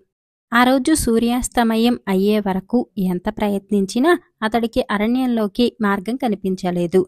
ఆ రాత్రంతా ఒక చెట్టు కింద బండమీద గడిపాడు. తెల్లవారగానే లేచి చుట్టుపక్కల కలయ చూశాడు. తను రాత్రి కూర్చున్న బండకు కొంత దూరంలో సరోవర జలం నుంచి చిన్న మెట్లు కనిపించాయి. మహేంద్రనాథుడు ఆ మెట్లను సమీపించాడు. మెట్లు సరిగ్గా కనిపించకుండా వాటిమీద చెట్ల కొమ్మలు అడ్డదిడ్డంగా వేయబడి ఉన్నాయి. అతడు వాటిని తొలగించాడు. అడవిలోకి సన్నటి మార్గం కనిపించింది. ఒత్తుగా పచ్చటి ఆకులు పరచిన ఆ మార్గం కొత్తగా ఏర్పరిచిందని అతడు గ్రహించాడు. క్రూర మృగాలు తన మీదకి రాకుండా తగిన జాగ్రత్తతో మహేంద్రనాథుడు ముందుకు నడిచాడు. దారికి ఇరువైపులా ఎత్తైన చెట్లు ఉండటం వల్ల సూర్యోదయం అయ్యేనప్పటికీ మార్గం మసక చీకటిగానే ఉన్నది. అలా ఎంతోసేపు నడిచి మహేంద్రనాథుడు సూర్యాస్త సమయ వేళకు ఒక సమతల ప్రదేశానికి చేరాడు. మార్గానికి ఒకవైపున చిన్న కుటీరం కనిపించింది. అరణ్య మధ్యంలో ఈ కుటీరం ఎలా వచ్చిందా అనుకుంటూ మహేంద్రనాథుడు దానిని సమీపించాడు. ఎవరికోసం చూస్తున్నావు నాయనా అన్న కంఠస్వరం వినిపించింది. మహేంద్రనాథుడు కంఠస్వరం వినిపించిన దిక్కుకేసి తిరిగి చూశాడు. పెద్ద పొదకు అవతలి వైపున ఒక సన్యాసి మొక్కలకు నీళ్లు పోస్తూ కనిపించాడు. మహేంద్రనాథుడు చేతులెత్తి ఆయనకు నమస్కరించి, నేనొక ముఖ్య కార్యం మీద బయలుదేరాను. అనుకోకుండా తమరి దర్శన భాగ్యం కలిగింది అన్నాడు. ఆజానుబాహువైన ఆ సన్యాసి ప్రశాంతవదనం చూసి మహేంద్రనాథుడు ఒక క్షణం ఆశ్చర్యం చెందాడు. కరుణతో నిండిన చూపులతో ఆయన మందహాసం చేస్తూ, ఇప్పటికే సూర్యుడు అస్తమించాడు. నీ గమ్యం ఏదైనప్పటికీ ఈ రాత్రి ఇక్కడే గడిపి తెల్లవారాక బయలుదేరు నాయనా అని మహేంద్రనాథుడి భుజాన్ని ఆప్యాయంగా తాకి కుటీరంకేసి నడిచాడు. మహేంద్రనాథుడు ఆయనను అనుసరించాడు. ఇరువురు కుటీరంలోకి ప్రవేశించాక సన్యాసి ఒక చాపం మీద కూర్చున్నాడు. మహేంద్రనాథుడు ఆయన పాదాల వద్ద కూర్చున్నాడు. నేను అనేక సంవత్సరాలు మనశ్శాంతి కోసం దేశాలెన్నో తిరిగాను. ఆఖరికి ఇక్కడికి చేరాను. ఈ ప్రాంతానికి వచ్చిన తర్వాత మరెక్కడికి వెళ్లాలనిపించలేదు. నేనిక్కడికి వచ్చాక నన్ను చూసిన మొట్టమొదటవాడివి నువ్వే అన్నాడు సన్యాసి. మహేంద్రనాథుడు మౌనంగా సన్యాసి పాదాలు ఒత్తసాగాడు. నాయనా, నువ్వెవరివో, ఏ కార్యం మీద ఇటు వచ్చావో చెప్పనేలేదు అని అడిగాడు సన్యాసి. మహాత్మా, నా పేరు మహేంద్రనాథుడు. వీరగిరి రాజ్యాన్ని చెందినవాణ్ణి. చిన్నప్పుడే నా తండ్రి మరణించాడు. అప్పటినుంచి మా తల్లి కొడుకుల క్షేమాన్ని మా పినతండ్రి, మా పినతల్లి చూడసాగారు. కాని దురదృష్టవశాత్తు మా పినతల్లి కాన్పు సమయంలో మరణించటం వల్ల మా పినతండ్రి జీవితం మీద విరక్తితో మమ్మల్ని వదిలి ఎటో వెళ్ళిపోయాడు. అప్పటినుంచి నేను మా తల్లి మాత్రం ఉంటున్నాము. మా తల్లి దేవి ఆలయానికి పూలమాలలు కట్టి ఇస్తూ దాని ద్వారా వచ్చే ఆదాయంతో బతుకుతున్నాము అన్నాడు మహేంద్రనాథుడు. ఆ మాటలు వినగానే సన్యాసి చటుక్కున తన కాళ్లు వెనక్కి లాక్కున్నాడు. దయనీయమైన తన వృత్తాంతాన్ని వినటంతో సన్యాసి హృదయం చలించిందని భావించిన మహేంద్రనాథుడు మళ్ళీ 1 వారం క్రితం వీరగిరి యువరాణి విద్యావతిని ఎవరో అపహరించారు. రాజభటులు ఆమె కోసం నలుదిశలా వెతికారు. కాని ఆమె జాడ తెలియలేదు. కాబట్టి ఆమెను వెతకటానికి నేను బయలుదేరాను. అందుకు రాజుగారి అనుమతి కూడా పొందాను. సరోవరాన్ని ఆనుకొని ఉన్న అరణ్యంలో ప్రవేశించి ఇటుగా వచ్చి మిమ్మల్ని దర్శించాను అన్నాడు. అలాగా? ఈ పరిసరాలలో మానవులెవరూ లేరు. ఒకవైపు ధవళగిరి పర్వతాలున్నాయి. వాటిలోకి మానవ మాతృలెవరూ ప్రవేశించలేరు. పర్వతానికి అవతల హిమగిరి రాజ్యం ఉన్నది. ఇక్కడి నుంచి ఆ రాజ్యం చేరడం కూడా దుర్లభమే నాయనా అన్నాడు సన్యాసి. పడమటి దిక్కు నుంచి వెతికితే మంచి ఫలితం ఉంటుందని జ్యోతిష్యాచార్యులు సెలవిచ్చారు మహాత్మా. నేను యువకుణ్ణి, ఎలాంటి కష్టాన్నైనా ఎదుర్కోగలను. ధర్మప్రభువైన మా రాజు విచారాన్ని పోగొట్టటం నా కర్తవ్యంగా భావిస్తున్నాను. నా కర్తవ్య నిర్వహణలో నా ప్రాణాలను కూడా వడ్డటానికి సిద్ధంగా ఉన్నాను అన్నాడు మహేంద్రనాథుడు. ఆదర్శ పౌరుడిగా నీ కర్తవ్యాన్ని నిర్వర్తించటానికి నువ్వు తీసుకున్న నిర్ణయం మెచ్చుకోదగినది. సరే, నిద్రపో, ఉదయమే బయలుదేరవచ్చు అని సన్యాసి కూడా నిద్రకు ఉపక్రమించాడు. మహేంద్రనాథుడు ఉదయం నిద్రలేచేసరికి సన్యాసి ధ్యానంలో ఉన్నాడు. సన్యాసి కళ్ళు తెరవగానే మహేంద్రనాథుడు ఆయనకు సాష్టాంగ నమస్కారం చేశాడు. సన్యాసి అతన్ని ఆశీర్వదించి, అపూర్వమైన నీ ధైర్య సాహసాలే నీకు విజయం సమకూరుస్తాయి. ఇదిగో ఈ ఉంగరాన్ని ధరించు. దీనిని నీకోసమే దివ్యశక్తులు కలదిగా అభిమంత్రించాను. ఈ ఉంగరంలోని రాయికి ప్రత్యేకమైన శక్తులున్నాయి. అవి ఏవో మునుముందు నీకే తెలుస్తాయి. అయితే ఈ విషయం నువ్వు మరెవరికీ చెప్పకూడదు. చెప్పావో ఆ క్షణమే శక్తులన్నీ పోతాయి. నీ ప్రయాణంలో విజయం సాధించి తిరిగి వచ్చేటప్పుడు మీ తల్లిని చూసే ముందు నా దగ్గరికి రా. ఆ వృద్ధురాలు నీ రాక కోసం ఎంత తపిస్తున్నదో ఏమో అన్నాడు సన్యాసి. మహాత్మా, మా తల్లిని గురించి విచారించాల్సిన అవసరం లేదు. ఆమె సంరక్షణా బాధ్యతలు రాజుగారే చూసుకుంటున్నారు. మీ ఆజ్ఞానుసారం నా ప్రయాణం విజయవంతం అయ్యాక తిరిగి వచ్చి మిమ్మల్ని దర్శిస్తాను. ఆశీర్వదించండి మహాత్మా అని నమస్కరించాడు మహేంద్రనాథుడు. సన్యాసి అతన్ని ఆప్యాయంగా కౌగలించుకున్నాడు. అప్పుడాయన కళ్ళు చెమ్మగిల్లటం చూసి మహేంద్రనాథుడు అమితాశ్చర్యం చెందాడు. కుటీరం నుంచి వెలుపలికి వచ్చిన మహేంద్రనాథుడు సేనానాయకుడి సలహాను గుర్తు తెచ్చుకొని పడమటి దిక్కుకేసి బయలుదేరాడు. సరైన మార్గం లేకపోయినప్పటికీ నడవటానికి అంత కష్టంగా లేదు. కొంత దూరం వెళ్ళాక ఒక కొండ కనిపించింది. అతడు కొండమీదకి ఎక్కుతూ అక్కడక్కడ ఆగి కిందకి చూశాడు. చెట్ల పైకొమ్మలు తప్ప అతడికేం కనిపించలేదు. సూర్యాస్త సమయమయ్యే సమయానికి కొండ శిఖరానికి చేరాడు. ఎదురుగుండా ఎత్తైన గోడ కనిపించింది. అదొక పెద్ద భవనం ప్రహారీ గోడ అయి ఉంటుంది అనుకుని సమీపించి చుట్టూ తిరిగి చూశాడు. ద్వారమార్గం కనిపించలేదు. చీకటి పడుతూ ఉండగా ఒకచోట మెట్లు కనిపించాయి. ఆ మెట్లు మీదగా మహేంద్రనాథుడు తలుపులు మూసిన ఇనుప ద్వార మార్గాన్ని చేరాడు. తలుపులకు బలమైన గొలుసులు బిగించి ఉన్నది. అతడు గొలుసులను పట్టుకుని అటు ఇటు గట్టిగా కదిలించాడు. ఆ శబ్దం విని కొంతసేపటికి చేత కాగడాతో ఎవరో వచ్చి కొద్దిగా తలుపు తెరిచి, మా యజమాని అనుకున్నాను. ఎవరి నువ్వు? ఎందుకిలా వచ్చావు అని అడిగాడు ఆశ్చర్యంతో. నా పేరు మహేంద్రనాథుడు. వీరగిరి రాజ్యానికి చెందినవాణ్ణి. బతుకు తెరువు కోసం హిమగిరి రాజ్యానికి వెళుతున్నాను. ఆ పర్వత మార్గం దగ్గర దారి అని చెప్పారు. అయినా ఇక్కడికి చేరడానికే 3 రోజులు పట్టింది. పొద్దుపోయింది. లోపలికి అనుమతించావంటే ఈ రాత్రికి ఇక్కడే ఉండి నా దారిన నేను వెళతాను అన్నాడు మహేంద్రనాథుడు. గొలుసుకు బిగించిన తాళం తీసి వాడు తలుపు తెరుస్తూ, నేనీ భవన ద్వారపాలకుణ్ణి. లోపల నాకొక గది ఉన్నది. నువ్వు ఈ రాత్రికి అక్కడ పడుకోవచ్చు అన్నాడు. మహేంద్రనాథుడు వాడి వెంట లోపలికి వెళ్ళాడు. ద్వారపాలకుడు అతన్ని తన గదిలోకి తీసుకువెళ్ళి, నువ్వు ఇక్కడే కూర్చో. నీకేదైనా తినటానికి తెస్తాను. కొత్తవాళ్లెవరినీ లోపలికి వదలకూడదని మా యజమాని ఆజ్ఞ. ఆయనిక్కడిక్కడ ఉన్నట్టయితే నిన్ను లోపలికి అనుమతించేవాణ్ణి కాను అన్నాడు. నా కారణంగా నువ్వు మీ యజమాని కోపానికి గురికావద్దు. నేను తెల్లవారకముందే వెళ్ళిపోతాను అన్నాడు మహేంద్రనాథుడు. అలాగే, మా యజమాని చండశాసనుడే కాని చాలా మంచి మనిషి. ఏ పరిస్థితిలో నిన్ను లోపలికి అనుమతించానో చెబితే నీమీద కనికరం చూపగల దయామూర్తి. నువ్వేమీ దిగులు పడవద్దు అని చెప్పి ద్వారపాలకుడు గది నుంచి వెలుపలికి వెళ్ళాడు.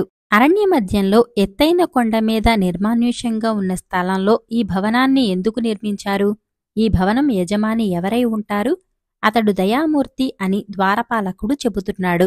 అటువంటివాడు యువరాణిని అపహరించి తెచ్చి దాచి ఉంటాడా అని మహేంద్రనాథుడు రకరకాలుగా ఆలోచించసాగాడు. ఇంతలో ద్వారపాలకుడు ఒక పళ్ళెంలో ఏవో ఆహార పదార్థాలు తెచ్చి మహేంద్రనాథుడి ముందు ఉంచి, ఈ పూటకు ఇదే లభించింది, దీనితోనే నీ ఆకలి తీర్చుకోవాలి అన్నాడు. మీ యజమాని ఎప్పుడు వస్తాడు అని అడిగాడు మహేంద్రనాథుడు యథాలాపంగా. ఎప్పుడు వస్తాడో ఎప్పుడు వెళతాడో ఎవరికీ తెలియదు. అందువల్ల ఏ క్షణంలోనైనా రావచ్చునని మేం సర్వవేళలా ఎంతో జాగ్రత్తగా ఉంటాము అన్నాడు ద్వారపాలకుడు. మేము అంటున్నావు, మరి ఇక్కడ నీతో పాటు ఇంకా ఎందరున్నారు? మీ యజమాని కుటుంబం వాళ్ళున్నారా అని అడిగాడు మహేంద్రనాథుడు. మా యజమానికి కుటుంబం వాళ్లంటూ ఇక్కడే ఎవ్వరూ లేరు. ఆయన ఈ భవనంలో ఎప్పుడూ ఒంటరిగానే ఉంటారు. ఆయన తన గదిలో తాళపత్ర గ్రంథాలను పరిశీలిస్తూ రోజంతా గడుపుతారట. ఇటీవల ఇక్కడికెవరో ఒక గొప్ప స్త్రీ వచ్చింది. బహుశా ఆమె ఏదో ముఖ్యమైన విషయంలో మా యజమానిని సంప్రదించటానికి వచ్చి ఉంటుంది. ఆమె వచ్చిన తర్వాత ఆయన 2 రోజుల పాటు తన గది నుంచి బయటకు రాలేదు. ఆ తర్వాత హడావిడిగా ఎక్కడికో వెళ్ళిపోయాడు. అందుకే ఆయన ఏ క్షణంలోనైనా రావచ్చునని ఎదురుచూస్తున్నాము అన్నాడు ద్వారపాలకుడు. వాడు ఎవరో గొప్ప స్త్రీ వచ్చిందని చెప్పగానే మహేంద్రనాథుడికి ఆమె యువరాణి అయి ఉంటుందేమోనన్న అనుమానం కలిగింది. ఎలాగైనా ఇక్కడే మరికొన్నాళ్లు ఉండటం అవసరమని అతడు నిర్ణయించుకున్నాడు. ఆ రాత్రి చాలాసేపు రకరకాల ఆలోచనలతో గడిపిన మహేంద్రనాథుడికి మార్గమధ్యంలో కనిపించిన సన్యాసి గుర్తుకురాగానే ఆయన ఇచ్చిన ఉంగరాన్ని ఒకసారి తాకి చూసుకున్నాడు. అర్ధరాత్రి దాటిన తర్వాత అలాగే నిద్రపోయాడు. తెల్లవారుతూ ఉండగా మేలుకొని లేచి కూర్చున్నాడు. చుట్టుపక్కల ఒకే హడావిడిగా ఉన్నది. అంతలోనే ద్వారపాలకుడు 2 పళ్ళాల నిండా ఆహారం తెచ్చి మహేంద్రనాథుడి ముందు ఉంచాడు. ఇద్దరూ కలిసి భోజనం చేసి చేతులు కడుక్కున్నప్పుడు మహేంద్రనాథుడు, మీ యజమాని వచ్చాడు కదా అని అడిగాడు. ద్వారపాలకుడు ఆశ్చర్యంతో కనుబొమ్మలు పైకెత్తి, ఆ సంగతి నీకెలా తెలిసింది అని అడిగాడు. రాత్రి నిద్రపోతుండగా ద్వారం గొలుసులను ఎవరో కదిలించటం లీలగా విన్నాను. ఇప్పుడు ఎక్కడ చూసినా ఒకటే హడావిడిగా ఉన్నది కదా, ఆ కారణంగానే మీ యజమాని వచ్చాడని ఊహించాను అన్నాడు మహేంద్రనాథుడు. అవునన్నట్టు తల ఊపాడు ద్వారపాలకుడు. ఇక పైన నేను ఇక్కడ ఉండటం నీకు కష్టం కలిగించవచ్చు. నేనిక బయలుదేరతాను అన్నాడు మహేంద్రనాథుడు. మా యజమాని వచ్చిన మాట నిజమే కాని ఆయన ఇటువైపు రానే రాడు. కాబట్టి నువ్వేమీ తొందరపడనవసరం లేదు. ఇక్కడ 1-2 రోజులు విశ్రాంతి తీసుకుని నీ ప్రయాణం కొనసాగించవచ్చు. ఈలోగా ఇక్కడే ఏదైనా ఉద్యోగం దొరుకుతుందేమో ప్రయత్నించి చూస్తాను అన్నాడు ద్వారపాలకుడు. నీ ఉపకారం మరువరానిది. మీ యజమాని కనికరించి నాకేదైనా ఉద్యోగం ఇస్తే ఇక్కడే మరికొన్నాళ్లు గడుపుతాను. లేదా నీకు ఏమాత్రం ఇబ్బంది కలిగించకుండా రేపే నా ప్రయాణం కొనసాగిస్తాను అన్నాడు మహేంద్రనాథుడు. ఆ సంగతి నాకు వదిలి నువ్వు నిశ్చింతగా విశ్రాంతి తీసుకో. తగిన సమయం చూసి మా యజమానిని కలుసుకుని నీ ఉద్యోగం సంగతి అడుగుతాను అని చెప్పి ద్వారపాలకుడు అక్కడ్నుంచి వెళ్ళిపోయాడు. మహేంద్రనాథుడు ఆ గదిలోనే కూర్చొని ఒక కిటికీ గుండా వెలుపలికి చూడసాగాడు. అక్కడి వాతావరణాన్ని చూడగానే వెరుపులా అతనికొక ఆలోచన వచ్చింది. హడావిడిగా పనులు చేసుకుంటున్న సేవకులతో తను కలిసిపోయినట్టయితే భవనం వెలుపల లోపల పరిశీలించి చూసే అవకాశం లభిస్తుంది. అలాగే ద్వారపాలకుడు చెప్పిన కొత్తగా వచ్చిన ముఖ్యమైన స్త్రీ ఎవరో తెలుసుకోవచ్చు. వెంటనే మహేంద్రనాథుడు అక్కడున్న ఒక బట్టను తీసి తలకు చుట్టుకొని గుట్టుచప్పుడు కాకుండా సేవకుల మధ్యకు వెళ్ళిపోయాడు. సేవకులందరూ వారి వారి పనులలో నిమగ్నులై ఉన్నారు. కొందరు ఉద్యానవనంలోని అందమైన విగ్రహాలు తుడుస్తున్నారు. మరికొందరు మొక్కలకు నీళ్లు పడుతున్నారు. వాటిని అందంగా తీర్చిదిద్దుతున్నారు. ఇంకా కొందరు భవనం కిటికీలను తలుపులను తుడుస్తున్నారు. ఒక్కరు కూడా మహేంద్రనాథుణ్ణి గుర్తించలేదు. అతడు కొంతసేపు ఉద్యానవనంలో పనిచేసి మెల్లగా భవనాన్ని సమీపించాడు. కిటికీలను తలుపులను తుడుస్తూ భవనం లోపలికి వెళ్లాడు. భవనం గదులన్నీ శుభ్రంగానూ ఖాళీగానూ ఉన్నాయి. కొన్ని గదుల తలుపులు మూసి ఉన్నాయి. కిటికీల గుండా లోపలికి తొంగి చూశాడు. లోపల గోడలకు నిలువుటద్దాలు అమర్చబడి ఉన్నాయి. వాటితో పాటు అక్కడక్కడా రకరకాల అద్దాలు చిన్నవి పెద్దవి చాలా కనిపించాయి. మహేంద్రనాథుడు కొంతసేపు అలా పరిశీలించి చూసి పక్కన ఒక చిన్న మార్గం కనిపించగానే అటుకేసి వెళ్లి తలుపులు సగం తెరుచుకొని ఉన్న ఒక గదిని సమీపించాడు. ఆ తలుపులను తెరుచుకొని లోపలికి అడుగుపెట్టాడు. విశాలమైన ఆ గది నిండా నిలువుటద్దాలు ఉన్నాయి. ఒకవైపున చక్కని దేవీ విగ్రహం కనిపించింది. ఆ విగ్రహానికి సమీపంలో పట్టుకంబళి పరిచిన నేలమీద ముగ్గురు వృద్ధ పండితులు కూర్చొని ఉన్నారు. ముగ్గురు ఒకే విధమైన కాషాయాంబరాలు ధరించి ఉన్నారు. ఇద్దరు ఏవో ప్రాచీన తాళపత్ర గ్రంథాలను దీక్షగా పరిశీలిస్తున్నారు. మరొక వృద్ధుడు నేలమీద గీసిన పెద్ద పెద్ద గీతలను పరిశీలిస్తున్నాడు. తలుపు తెరిచిన చప్పుడు వినగానే, "ఎవరు నువ్వు? ఎందుకిలా వచ్చావు?" అని అడిగాడు ఒక పండితుడు. "గదిని శుభ్రం చేయటానికి వచ్చాను స్వామీ. తమకు ఇబ్బంది కలిగించినందుకు క్షమించండి. తర్వాత వచ్చి శుభ్రం చేస్తాను" అంటూ మహేంద్రనాథుడు ఆయనకు వంగి నమస్కరించి అడుగు వెనక్కు వేశాడు. "ఈ గది శుభ్రంగానే ఉన్నది. నువ్వేమీ శుభ్రం చేయనవసరం లేదు. వెళ్ళు" అన్నాడు వృద్ధ పండితుడు. "చిత్తం స్వామి" అని మహేంద్రనాథుడు ఆయనకు మరొకసారి వినయంగా నమస్కరించి వెనుతిరిగి గది నుంచి వెలుపలికి వచ్చాడు. మహేంద్రనాథుడు వేగంగా ద్వారపాలకుడి గదిని చేరుకున్నాడు. కొంతసేపటికి ద్వారపాలకుడు, "బాగా విశ్రాంతి తీసుకున్నావా?" అంటూ లోపలికి అడుగుపెట్టాడు. "ఆ, ఈ చుట్టుపక్కల సేవకులు హడావిడిగా పనులు చేసుకుంటున్నారు. వాళ్లను చూస్తూ కూర్చున్నాను. పొద్దుపోయిందే తెలియలేదు. నువ్వు మీ యజమానిని చూశావా?" అని అడిగాడు మహేంద్రనాథుడు. "మా యజమాని ఈసారి ఒంటరిగా రాలేదు. మరొక ముగ్గురు పెద్దలను వెంటపెట్టుకుని వచ్చాడు. వాళ్లు జ్యోతిష్కులులాగా ఉన్నారు. వాళ్లతో కలిసి మధ్యాహ్నం భోజనం చేశాక మా యజమాని ఆయన గదిలోకి వెళ్లాడు. అందువల్ల ఆయనను చూడటానికి సాధ్యపడలేదు. సాయంకాలం ఉద్యానవనానికి వస్తాడు. అప్పుడే మాట్లాడాలి" అని చెప్పి ద్వారపాలకుడు అలాగే పడుకొని కొంతసేపటికల్లా నిద్రపోయాడు. మహేంద్రనాథుడు ఆ తర్వాత కిటికీ దగ్గరగా వెళ్లి వెలుపలికి చూస్తూ కూర్చున్నాడు. సూర్యాస్త సమయానికి కొంతసేపు ఉందనగా ఎవరో ఒక వ్యక్తి ఉద్యానవనంకేసి రావటం కనిపించింది. అతడు పొడవాటి అంగరక ధరించి ఉన్నాడు. పొడవాటి జుట్టు ఉన్నది కాని గెడ్డం మాత్రం పొట్టిగా ఉన్నది. రూపం స్పష్టంగా కనిపించటం లేదు. కాని అతని నడకలో రాజటీవీ ఉట్టిపడుతున్నది. అతడే ఆ భవనం యజమాని అయి ఉంటాడని మహేంద్రనాథుడు ఊహించాడు. అతడు 1-2 సార్లు ద్వారపాలకుడి గదికేసి చూడటం మహేంద్రనాథుడు గమనించాడు. వెంటనే అతడు నిద్రపోతున్న ద్వారపాలకుణ్ణి తట్టి లేపి, "మిత్రమా, మీ యజమాని ఉద్యానవనంలోకి వచ్చాడు. ఆయన మీకోసం చూస్తున్నట్లున్నది" అన్నాడు. ద్వారపాలకుడు ఉలిక్కిపడి లేచి కిటికీ గుండా బయటకు చూసి, "అవునవును, ఆయనే మా యజమాని. ఆయన నిన్ను చూడలేదు కదా?" అన్నాడు. "లేదు, నేను లోపలే ఉన్నాను. గది నుంచి వెలుపలికి పోలేదు" అన్నాడు మహేంద్రనాథుడు. ద్వారపాలకుడు హడావిడిగా తలపాగా ధరించి ఉద్యానవనంలోకి వెళ్లి యజమానికి నమస్కరించాడు. యజమాని ద్వారపాలకుడు ఏవేవో మాట్లాడుకోవటం మహేంద్రనాథుడికి కనిపించింది. యజమాని చెయ్యెత్తి భవనం అవతలి వైపుకు చూపుతూ ఏదో చెప్పాడు. ద్వారపాలకుడు వంగి నమస్కరించి వెనుతిరిగాడు. యజమాని భవనంలోకి వెళ్లిపోయాడు.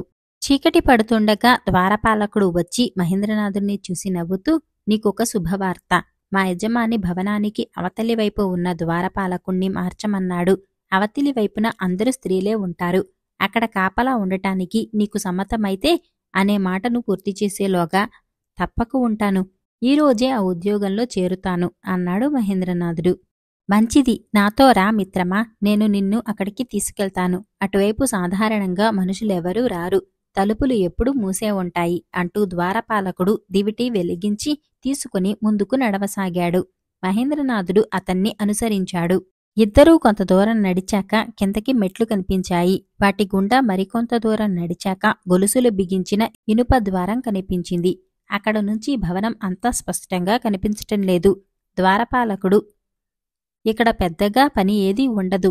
నేను నీకు కావలసిన ఆహారం తెచ్చి పెడతాను.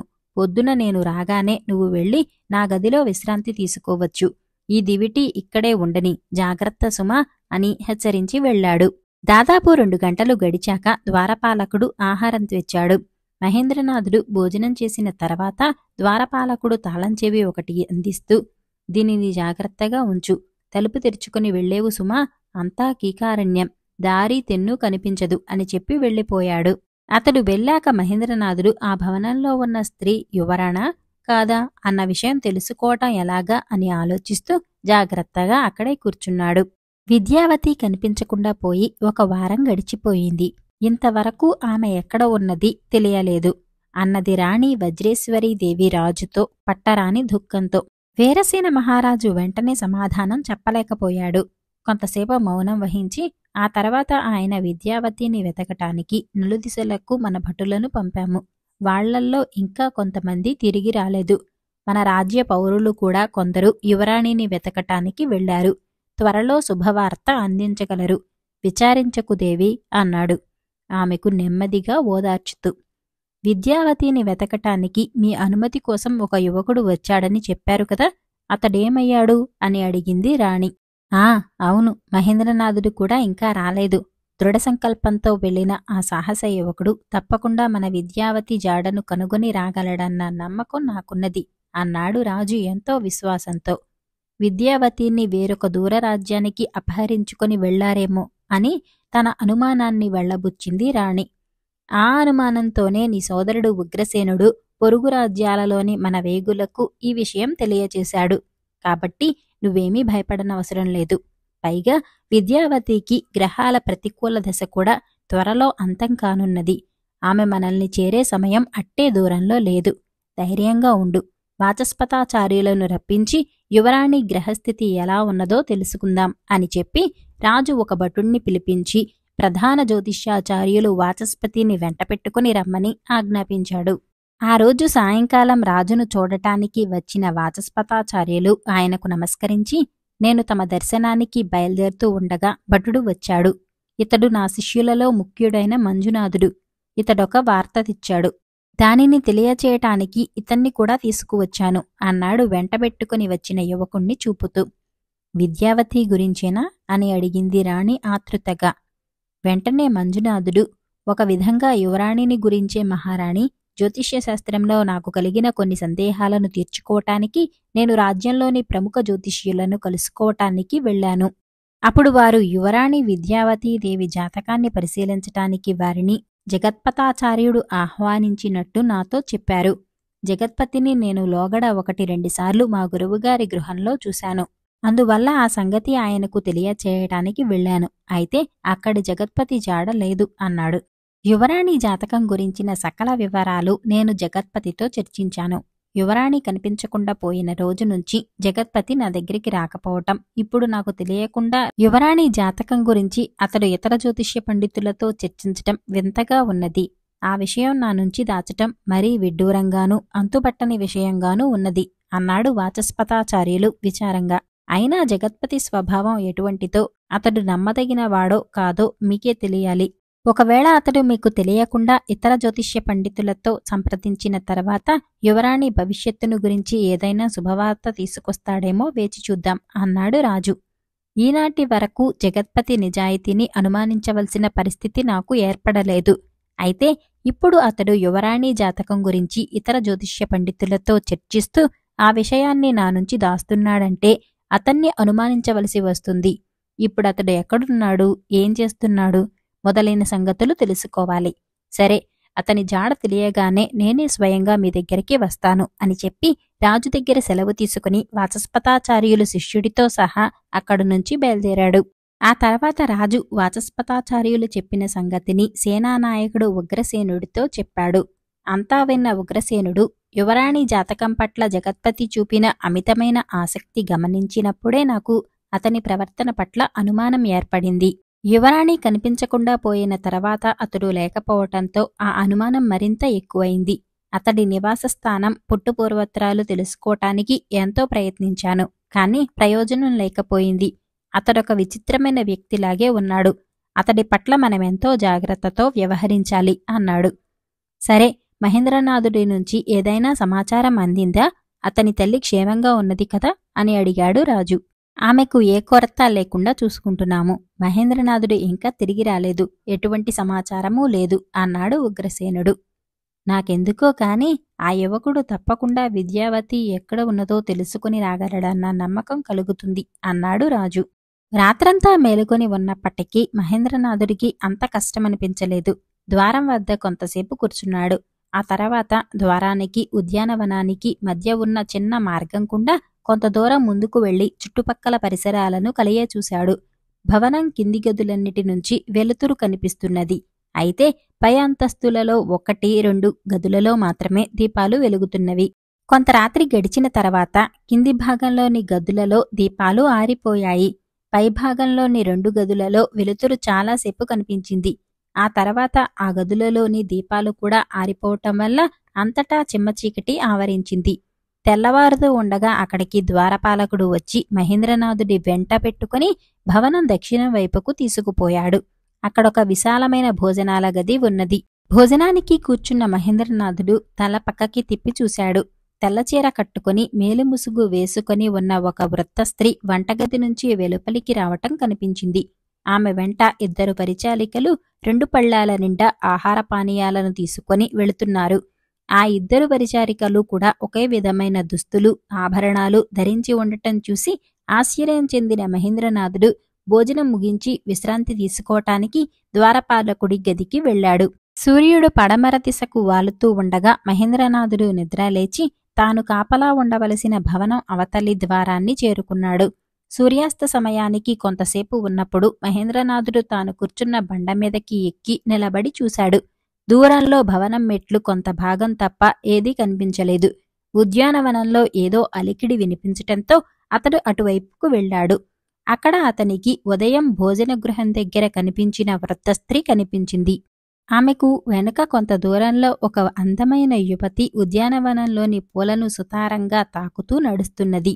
మహేంద్రనాథుడు ఉదయం చూసిన పరిచారికలాగే ఈ యువతి దుస్తులు, ఆభరణాలు ధరించి ఉన్నది. అయితే ఈమె అద్భుత సౌందర్యవతి. మహేంద్రనాథుడు ఏదో పనిలో నిమగ్నుడై ఉన్నవాడిలాగా ముందుకు వెనక్కు నడుస్తూ ఎవరికీ అనుమానం కలగకుండా వాళ్లను గమనించసాగాడు. వాళ్ళిద్దరూ ఒకరితో ఒకరు మాట్లాడట్లేదు. వృద్ధ స్త్రీ ఒకచోట కూర్చొని వనవిహారం చేస్తున్న యువతిని జాగ్రత్తగా గమనిస్తున్నది. కొంతసేపయ్యాక మరొక యువతి ఉద్యానవనంలోకి వచ్చి వృద్ధ స్త్రీతో ఏదో చెప్పింది. వెంటనే వృద్ధ స్త్రీ భవనం లోపలికి వెళ్ళింది. వచ్చిన యువతి ఉద్యానవనంలో ఉన్న యువతిని సమీపించింది. వారిద్దరి దుస్తులు కూడా ఒకే విధంగా ఒకే రంగులో ఉన్నాయి. మరికొంతసేపు అక్కడే గడిపి చీకటి పడుతూ ఉండగా యువతి సౌందర్యవతిని భవనం లోపలికి తీసుకువెళ్ళింది. వాళ్లు వెళ్లగానే భవనం పైభాగంలోని ఒక గదిలోని దీపాలు వెలిగాయి. అయితే ఆ గది నిన్న రాత్రి దీపాలు వెలిగించిన గది కాదని మహేంద్రనాథుడు గమనించాడు. ద్వారపాలకుడు చెప్పిన ముఖ్యమైన స్త్రీ ఎవరై ఉంటారా అని ఆలోచిస్తూ మహేంద్రనాథుడు ద్వారం దగ్గర కూర్చున్నాడు. ఉద్యానవనంలో చూసిన 2 యువతులు కూడా ఒకే విధమైన దుస్తులు ధరించి ఉండటం అతనికి ఆశ్చర్యం కలిగించింది. ఆ తర్వాత చాలాసేపటికి ఆహారం తీసుకుని వచ్చిన ద్వారపాలకుణ్ణి ఈ ప్రాంతం చాలా నిశ్శబ్దంగా ఉన్నది. యజమాని వెళ్ళిపోయాడా ఏం అని అడిగాడు మహేంద్రనాథుడు యథాలాపంగా. లేదు లేదు, యజమాని ఇక్కడే ఉన్నాడు. ఆయన రాత్రి పగలు జ్యోతిష్కులతో చర్చిస్తున్నాడు. కాబట్టి ఇటువైపు రాడు. అయినా నువ్వు జాగ్రత్తగా ఉండాలి సుమా అని హెచ్చరించాడు ద్వారపాలకుడు. నేను ఇక్కడ కాపలా ఉన్నట్టు యజమానికి తెలుసా అని అడిగాడు మహేంద్రనాథుడు చేతులు కడుక్కొని భోజనం చేయటానికి కూర్చుంటూ. తెలుసు, నిన్న నేను చెప్పాను. మరొక ముఖ్యమైన విషయం ఏమంటే ప్రస్తుతం ఈ భవనంలో ఉన్న ముఖ్యమైన స్త్రీ ఏదో రాజ్యానికి యువరాణి అని చెబుతున్నారు. ఆమె ఇక్కడ మరికొంతకాలం ఉంటుందట. కాబట్టి నువ్వు మరీ జాగ్రత్తగా ఉండాలి, గుర్తుంచుకో అని మళ్లీ హెచ్చరించాడు ద్వారపాలకుడు. ఒకవేళ యజమాని ఇటువైపు వచ్చినా రావచ్చు కదా. నేను కంటిమీద రెప్పవేయకుండా చాలా జాగ్రత్తగా చూసుకుంటాను. ఆ విచారం నీకు వద్దు అన్నాడు మహేంద్రనాథుడు భోజనం ముగించి లేస్తూ. నీ మంచితనం చూసి నీ మీది విశ్వాసంతో యజమానితో చెప్పి నీకు ఈ ఉద్యోగం ఇప్పించాను. నీ ఉద్యోగ ధర్మాన్ని సక్రమంగా నిర్వర్తించి నా పేరు నిలబెట్టగలవని నమ్ముతున్నాను అన్నాడు ద్వారపాలకుడు. నీ మేలు మరువరానిది. నీకు ఎప్పుడూ విశ్వాసపాత్రుడుగా ఉంటాను అన్నాడు మహేంద్రనాథుడు. ద్వారపాలకుడు అక్కడ్నుంచి వెళ్ళిపోయాక మహేంద్రనాథుడు మెల్లగా ఉద్యానవనంలోకి వెళ్ళాడు. అక్కడ నుంచి భవనం స్పష్టంగా కనిపిస్తున్నది. తలుపులన్నీ మూసి ఉన్నాయి. భవనం కింది భాగంలోని కిటికీ రెక్కలు కూడా మూసి ఉన్నాయి. భవనంపై అంతస్తులోని కిటికీ రెక్కలు కూడా తెరిచి ఉన్నాయి. చుట్టుపక్కల ఎక్కడా మనుషుల జాడ లేదు. మహేంద్రనాథుడు అక్కడ పరిసరాలను మరొక్కసారి పరిశీలనగా చూసి యువరాణిని కనుగొనటానికి ఏం చేయటమా అని తీవ్రంగా ఆలోచిస్తూ మెల్లగా తిరిగి వెళ్లి ద్వారం దాపులనున్న ఆసనంలో కూర్చున్నాడు. మరునాడు సాయంకాలం మహేంద్రనాథుడు ముందుగానే తాను కాపలా ఉండాల్సిన ద్వారం దగ్గరికి చేరుకున్నాడు. మాయాభవనం నుంచి ఎవరైనా వెలుపలికి వస్తారా అని మాటిమాటికి ఉద్యానవనం కేసి చూడసాగాడు. కొంతసేపటికి 3 యువతులు భవనం నుంచి వెలుపలికి వచ్చారు. వాళ్ల వెంట వృద్ధ స్త్రీ లేదు. 3 యువతులు ఒకే విధమైన దుస్తులు, ఆభరణాలు ధరించి ఉండటం వల్ల వెంటనే నిన్న కనిపించిన యువతి ఎవరో పోల్చుకోలేకపోయాడు మహేంద్రనాథుడు. కొంతసేపటికి ఆ 3లో ఒక యువతి వెళ్లిపోయింది. ఉద్యానవనంలో 2 మాత్రమే మిగిలారు. తర్వాత ఆ ఇరువురిలో ఒక యువతి ఉద్యానవనంలో విహరించసాగింది. మరొక యువతి ఒకచోట కూర్చున్నది. మహేంద్రనాథుడు ఒక చెట్టు చాటున నిలబడి ఆ యువతి అటుకేసి వచ్చినప్పుడు యువరాణి విద్యావతి అని పిలిచాడు మెల్లగా. ఆ యువతి చప్పున తల తిప్పి కంఠస్వరం వినిపించిన దిక్కుకేసి చూసింది. కాని అతడెక్కడున్నాడో పసికట్టలేక ముందుకు నడిచింది.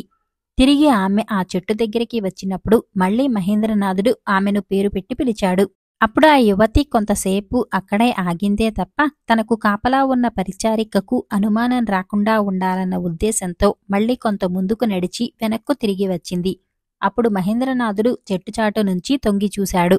వెంటనే ఆ యువతి తన వేలిని నోటికి అడ్డుగా ఉంచి గట్టిగా మాట్లాడవద్దని అతన్ని హెచ్చరించింది. అంతలో దూరంగా కూర్చున్న పరిచారిక లేచి వేగంగా తనకేసి రావటం గమనించిన ఆ యువతి ఆకాశంకేసి చూస్తూ రేపు అని చెప్పి తిన్నగా భవనంకేసి నడవసాగింది. ఆనాటి రాత్రి మహేంద్రనాథుడు మరింత జాగ్రత్తగా కాపలా కాయసాగాడు. మాయాభవనం పై అంతస్తులోని ఒకే ఒక గదిలో మాత్రం దీపాలు వెలుగుతున్నాయి. అయితే అది నిన్న దీపాలు వెలిగించిన గది కాదు. అంటే ఉద్యానవనం నుంచి తిరిగి వెళ్లిన ఆ యువతి ఒక్కొక్క రాత్రి ఒక్కొక్క గదిలో గడపటానికి ఏర్పాట్లు చేశారని అతడు గ్రహించాడు. కొంతసేపటికి అక్కడికి వచ్చిన ద్వారపాలకుణ్ణి, మిత్రమా, ఈ రోజంతా కనిపించనే లేదు, ఏమిటి విశేషం అని చిరునవ్వుతో పలకరించాడు మహేంద్రనాథుడు. అవును, ఇవాళ మరికొందరు పండితులు వచ్చారు. వచ్చిన వారిని వెంటనే యజమాని దగ్గరకు తీసుకువెళ్ళాలి కదా, అందుకని అక్కడే ఉండిపోయాను. నువ్విక్కడ జాగ్రత్తగా ఉండు సుమా అని హెచ్చరించి హడావుడిగా వెళ్లిపోయాడు ద్వారపాలకుడు. మరునాడు ఉదయం కూడా వంటశాల నుంచి 2 పరిచారికలు ఆహారపానీయాలు తీసుకుని వెళ్లటం మహేంద్రనాథుడు గమనించాడు. అప్పుడు వాళ్ల వెంట వృద్ధ స్త్రీ లేదు. ఆ రోజు సాయంకాలం ఆ యువతి కాస్త ముందుగానే వనవిహారానికి వచ్చింది. ఆమె వెంట ఒక పరిచారిక మాత్రమే ఉన్నది. 2 కలిసి కొత్తసేపు వనంలో అటూ ఇటూ తిరిగారు. ఆ తర్వాత పరిచారిక ఒకచోట కూర్చున్నది. ఆ యువతి ఏపుగా ఉన్న చెట్ల దగ్గరకు వచ్చి ఎవరినో వెతుకుతున్నట్లు చెట్లలోకి చూసి ముందుకు వెళ్ళింది. ఆమె మళ్లీ అటు వచ్చినప్పుడు, యువరాణి, నేను మహేంద్రనాథుణ్ణి, వీరగిరి నుంచి వచ్చాను అన్నాడు చెట్టుచాటున దాక్కొని ఉన్న మహేంద్రనాథుడు. ఆ యువతి ఆ మాటలను విని కూడా అక్కడ ఆగలేదు. కొంత దూరం ముందుకు వెళ్లి తిరిగి వచ్చి, అవును, నేను యువరాణి విద్యావతినే, ఇక్కడి నుంచి బయటపడాలి అన్నది మెల్లిగా. యువరాణి, నిన్ను ఇక్కడికి అపహరించుకు వచ్చిన వారెవరు అని అడిగాడు మహేంద్రనాథుడు. నాకు తెలియదు, ఆ సంగతి ఒక వృద్ధ స్త్రీకి మాత్రమే తెలుసు అన్నది యువరాణి. ఆమె ఎవరు, ఎక్కడ ఉంటుంది అని అడిగాడు మహేంద్రనాథుడు. ఆమె పేరు కమల అని చెప్పుకుంటుంది. ఆమె రూపం మాత్రం రాజప్రాసాదంలోని వృద్ధ పరిచారిక కమలలాగే ఉంటుంది. అయితే ఆమె కూడా నిన్నటి నుంచి కనిపించటం లేదు అన్నది యువరాణి. నీ వెంట ఉన్న పరిచారికలు ఎవరు అని అడిగాడు మహేంద్రనాథుడు. చాలామంది ఉన్నారు, చూడటానికి అందరూ ఒకేలాగా ఉంటారు. వాళ్ల పేర్లు కూడా నాకు సరిగా గుర్తులేదు అన్నది యువరాణి. వాళ్లేమీ నీతో చెప్పలేదా అని అడిగాడు మహేంద్రనాథుడు. అవసరానికి మించి ఒక్క ముక్క మాట్లాడరు. ఏదో కుట్రలాగా కనిపిస్తున్నది. ఆపద ముంచుకు రాకముందే ఇక్కడి నుంచి తప్పించుకోవాలి అని చెప్పి యువరాణి దూరంగా ఉన్న పరిచారిక దగ్గరికి వెళ్ళింది. అంతలో అక్కడికి మరొక పరిచారిక కూడా రావటంతో ముగ్గురూ కలిసి మౌనంగా మాయాభవనం లోపలికి వెళ్లారు. యువరాణిని చూసిన ఉత్సాహంతో ఉప్పొంగిపోయాడు మహేంద్రనాథుడు. అదృష్టవశాత్తు యువరాణి క్షేమంగానే ఉన్నది. ఆమెను ఇక్కడికి తీసుకువచ్చిన వారెవరు? తాను దూరం నుంచి చూసిన ఈ మాయాభవన యజమాని ఆ పని చేసి ఉంటాడా? అంతడు కాకపోతే మరెవరు చేసి ఉంటారు? ఎందుకు ఆ పని చేశారు? యువరాణిని సురక్షితంగా రాజుగారికి అప్పగించటం ఎలాగా అని ఆలోచిస్తూ కూర్చున్నాడు మహేంద్రనాథుడు. ఏమిటి, బాగా అలసిపోయినట్టున్నావు అన్న ద్వారపాలకుడి కంఠస్వరం వినపడి వెంటనే తేరుకొని, లేదు మిత్రమా, నీ సలహా ప్రకారం కాస్త పెందలాడే ఇక్కడికి వచ్చి కూర్చున్నాను అంతే. ఇంతకు ముందు ఎవరో కొందరు స్త్రీలు ఉద్యానవనంలో తిరగటం చూశాను అన్నాడు మహేంద్రనాథుడు ఏమాత్రం ఆసక్తి లేని వాడిలాగా. స్త్రీలా? నువ్వు వాళ్లను అంతకు ముందు చూశావా అని అడిగాడు ద్వారపాలకుడు. లేదు అన్నాడు మహేంద్రనాథుడు తల అడ్డంగా ఊపుతూ. అయితే వాళ్లను ఇక మీదట చూసే అవకాశం కూడా నీకు లేదు. ఎందుకంటే వచ్చిన పండితులందరూ తిరిగి వెళుతున్నారు. ఒక పల్లకీని తీసుకుని రమ్మని యజమాని ఆజ్ఞాపించాడు. ఆయన పల్లకీలో వెళ్లడం నేనెప్పుడూ చూడలేదు. బహుశా అది ప్రస్తుతం భవనంలో ఉన్న యువరాణి కోసమే అయి ఉంటుంది. ఆమె వెళ్ళిందంటే ఆమె వెంట స్త్రీలందరూ కూడా వెళ్ళిపోతారు కదా అన్నాడు ద్వారపాలకుడు నవ్వుతూ. అలాగా, అన్నాడు మహేంద్రనాథుడు. అవును మిత్రమా, ఈ ఒక్క రాత్రి చాలా జాగ్రత్తగా ఉండు అని చెప్పి వెళ్ళిపోయాడు ద్వారపాలకుడు. మహేంద్రనాథుడి మనసులో మళ్లీ అలజడి ప్రారంభమైంది. ద్వారపాలకుడు చెప్పిన విషయాన్ని యువరాణికి తెలియచేయటం ఎలాగా అని ఆలోచిస్తూ కూర్చున్నాడు. అర్ధరాత్రి దాటింది. భవనంలోని దీపాలన్నీ ఆరిపోయాయి. మహేంద్రనాథుడు చప్పుడు కాకుండా మెల్లగా భవనంలోకి ప్రవేశించాడు. ప్రధాన ద్వారం తలుపులు మూసి ఉన్నాయి. గొళ్ళాన్ని పట్టుకుని కాస్త అటూ ఇటూ కదిలించి చూశాడు. లోపల గడిపెట్టినట్టున్నది. ఇంకొక తలుపు ఉన్నదేమో అనుకుని పక్కకు వెళ్లి చూసి కనిపించకపోయేసరికి మళ్లీ వెనక్కు వచ్చి తలుపును ఎడమ చేత్తో ముందుకు తోశాడు. అంతే, తలుపులు అమాంతంగా తెరుచుకున్నవి. ఎదుట సన్నటి మార్గం కనిపించింది. రెండు వైపులా తలుపులు మూసిన గదులు. ఎక్కడా మనుషుల అలికిడి లేదు. మహేంద్రనాథుడు ఆ మార్గం గుండా వెళ్లి చివర ఉన్న మెట్ల మీదుగా పై అంతస్తుకు చేరుకున్నాడు.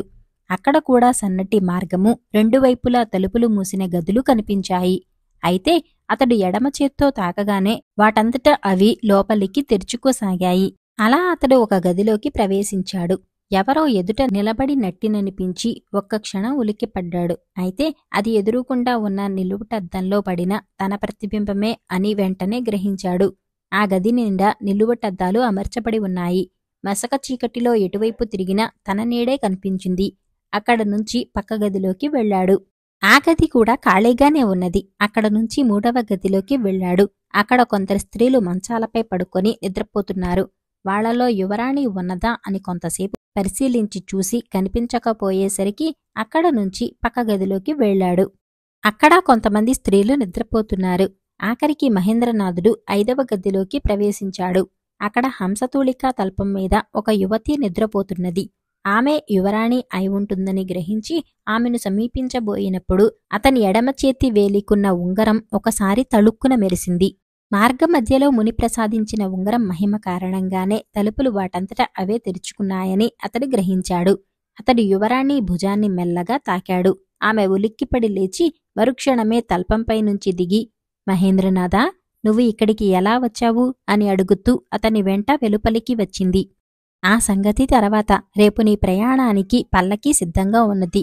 ఈ భవనం యజమాని ఏర్పాటు చేసి ఉన్నాడు అన్నాడు మహేంద్రనాథుడు. ఎక్కడికి తీసుకువెళ్తారు అని అడిగింది యువరాణి. ఆ విషయం నాకు తెలియదు యువరాణి. వాళ్లు తీసుకువెళ్లే చోటికి వెళ్లటానికి నీకు సమ్మతమా కాదా అన్న విషయం నాకు తెలియాలి అన్నాడు మహేంద్రనాథుడు. నేను వాళ్లతో వెళ్లను. నా తల్లిదండ్రులను చూడాలి. నువ్వు సహాయం చేయగలవా అని అడిగింది యువరాణి. నిన్ను మన రాజ్యానికి తీసుకుపోయి రాజుగారికి అప్పగించటానికే నేను వచ్చాను యువరాణి. అందుకు రాజుగారి అనుమతి కూడా పొందాను. మీ కుడి భుజం మీద పుట్టుమచ్చ ఉన్నట్టు రాజుగారు ఆనవాలుగా చెప్పమన్నారు. మీరు నన్ను నమ్మాలి అన్నాడు మహేంద్రనాథుడు.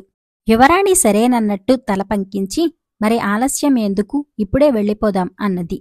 అవును, అదే ఉత్తమం. నా దగ్గర ద్వారం తలుపులు తాళం చెవి ఉన్నది. అయినా ఈ అపరాత్రి వేళ బయలుదేరటానికి నీకు భయం లేదు కదా అని అడిగాడు మహేంద్రనాథుడు. లేదు, ఇక్కడ ఉండి తెల్లవారగానే ఏం జరుగుతుందో అని భయపడటం కన్నా ఇక్కడ నుంచి వెళ్ళిపోవటమే మేలు. నువ్వు తోడుగా ఉన్నావు కదా, మరింకేం భయం. కాలయాపన చేయకుండా వెళ్ళిపోదాం అన్నది యువరాణి. అలాగే యువరాణి, భవనం నుంచి బయటపడే వరకు నువ్వు నా వెంట కొద్ది దూరంలో నిశ్శబ్దంగా నడిచి రావాలి అని హెచ్చరించి మహేంద్రనాథుడు భవనం వెలుపలికి నడిచాడు. ఇద్దరూ వెలుపలి ద్వారాన్ని సమీపించారు. అంతా నిశ్శబ్దంగా ఉన్నది. మహేంద్రనాథుడు ఏమాత్రం అలికిడి కాకుండా జాగ్రత్తగా తలుపు తెరిచి మొదట యువరాణిని వెలుపలికి పంపి తాను వచ్చి జాగ్రత్తగా లోపలి వైపు తాళం వేశాడు. మాయాభవనం నుంచి బయటపడ్డాం. మరి ఇప్పుడు ఎటు వెళ్ళాలి? వీరగిరికి వెళ్లే మార్గం నీకు తెలుసా అని అడిగింది యువరాణి. వృద్ధస్త్రీ తెల్లవారుజామున లేచి తన యజమాని మాట ప్రకారం యువరాణి విద్యావతిని ప్రయాణానికి సిద్ధం చేయటానికి ఆమె గదిలోకి వెళ్ళింది. కాని అక్కడ యువరాణి కనిపించలేదు. పక్క గదిలోకి వెళ్లి చూసింది. ఆ గది తలుపులు కూడా తెరిచి ఉన్నవే కాని అక్కడ కూడా యువరాణి లేదు. అమితాశ్చర్యంతో వృద్ధస్త్రీ గదులన్నిటినీ వెతికింది. కిటికీల వద్ద చూసింది. ఎక్కడా యువరాణి జాడలేదు. పరిచారిక మాలిని గదిలోకి వెళ్ళింది. ఆ గది తలుపులు కూడా తెరిచే ఉన్నాయి. వృద్ధస్త్రీ కిందకి దిగి ఉద్యానవనం ద్వారం దగ్గరికి వెళ్ళింది. ద్వారం తలుపులు తెరిచి ఉన్నాయి. అలాగే వెలుపలి ద్వారం దగ్గరికి వెళ్లి చూసింది. ఆ తలుపులు మాత్రం మూసి ఉన్నాయి. పెద్ద తాళం వేలాడుతున్నది. ద్వారపాలకుడు లేడు. ఆమె వెనుతిరిగి భవనం లోపలికి గబగబా నడిచింది. కొంతసేపట్లో పల్లకీ వస్తుంది. అందులో యువరాణిని జాగ్రత్తగా తీసుకుని తనను పల్లకీ వెంట తోడుగా రమ్మని యజమాని నిన్న ఆజ్ఞాపించాడు. మరి ఇప్పుడు యువరాణి కనిపించటం లేదు. ఏం చేయాలి? ఈ సమయంలో భయపడి ప్రయోజనం ఏమిటి? గండం గడవటానికి వృద్ధ స్త్రీ క్షణంలో ఒక ఉపాయం ఆలోచించింది. వెంటనే పరిచారిక మాలిని గదిలోకి వెళ్లి ఆదమరచి నిద్రపోతున్న ఆమెను తట్టిలేపి ఆభరణాలు ధరించి అలంకరించుకొని ప్రయాణానికి వెంటనే సిద్ధంకా అని ఆజ్ఞాపించింది వృద్ధ స్త్రీ. కొంతసేపటికి ఆమె మాలినిని మెట్లకుండా కిందకు తీసుకువచ్చింది. అక్కడ ఒక పల్లకీ సిద్ధంగా ఉన్నది. అది తన కోసమే అని నమ్మలేక, మాలిని, ఇందులోనా? నేను ఎక్కడికి వెళ్ళాలి అని అడిగింది ఆశ్చర్యంగా. అవును, అది నీకోసమే. ఎక్కడికి వెళ్ళాలి అన్న విషయం నీకు అనవసరం. పల్లకీ వెంట నేను నడిచి వస్తాను. నీకు ఎలాంటి భయమూ వద్దు. నేను చెప్పినట్టు చెయ్యి. ఇది యజమాని ఆజ్ఞ అని హెచ్చరించింది వృద్ధ స్త్రీ.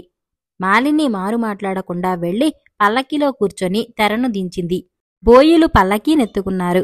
భవన ద్వారం తలుపులు మూసుకొని వృద్ధ స్త్రీ కూడా పల్లకీ వెంట నడవసాగింది. మాయాభవనం నుంచి బయటపడి అంతకుముందే అరణ్యంలోకి చేరిన మహేంద్రనాథుడికి, యువరాణి విద్యావతికి ఒక మార్గం కనిపించింది. వాళ్లే వేరెవరికంటా పడకూడదన్న జాగ్రత్తతో కొంత దూరం నడిచి వెనక్కి తిరిగి చూస్తూ ఏదైనా అలికిడి వినిపించినప్పుడు పక్కకు తప్పుకుని చుట్టుపక్కల పరిశీలించుకుంటూ ముందుకు నడవసాగారు. కొంతసేపటికి వాళ్లకు దూరం నుంచి బోయీల పాట వినిపించింది. చప్పున వాళ్లు ఒక పొదచాటున దాక్కున్నారు.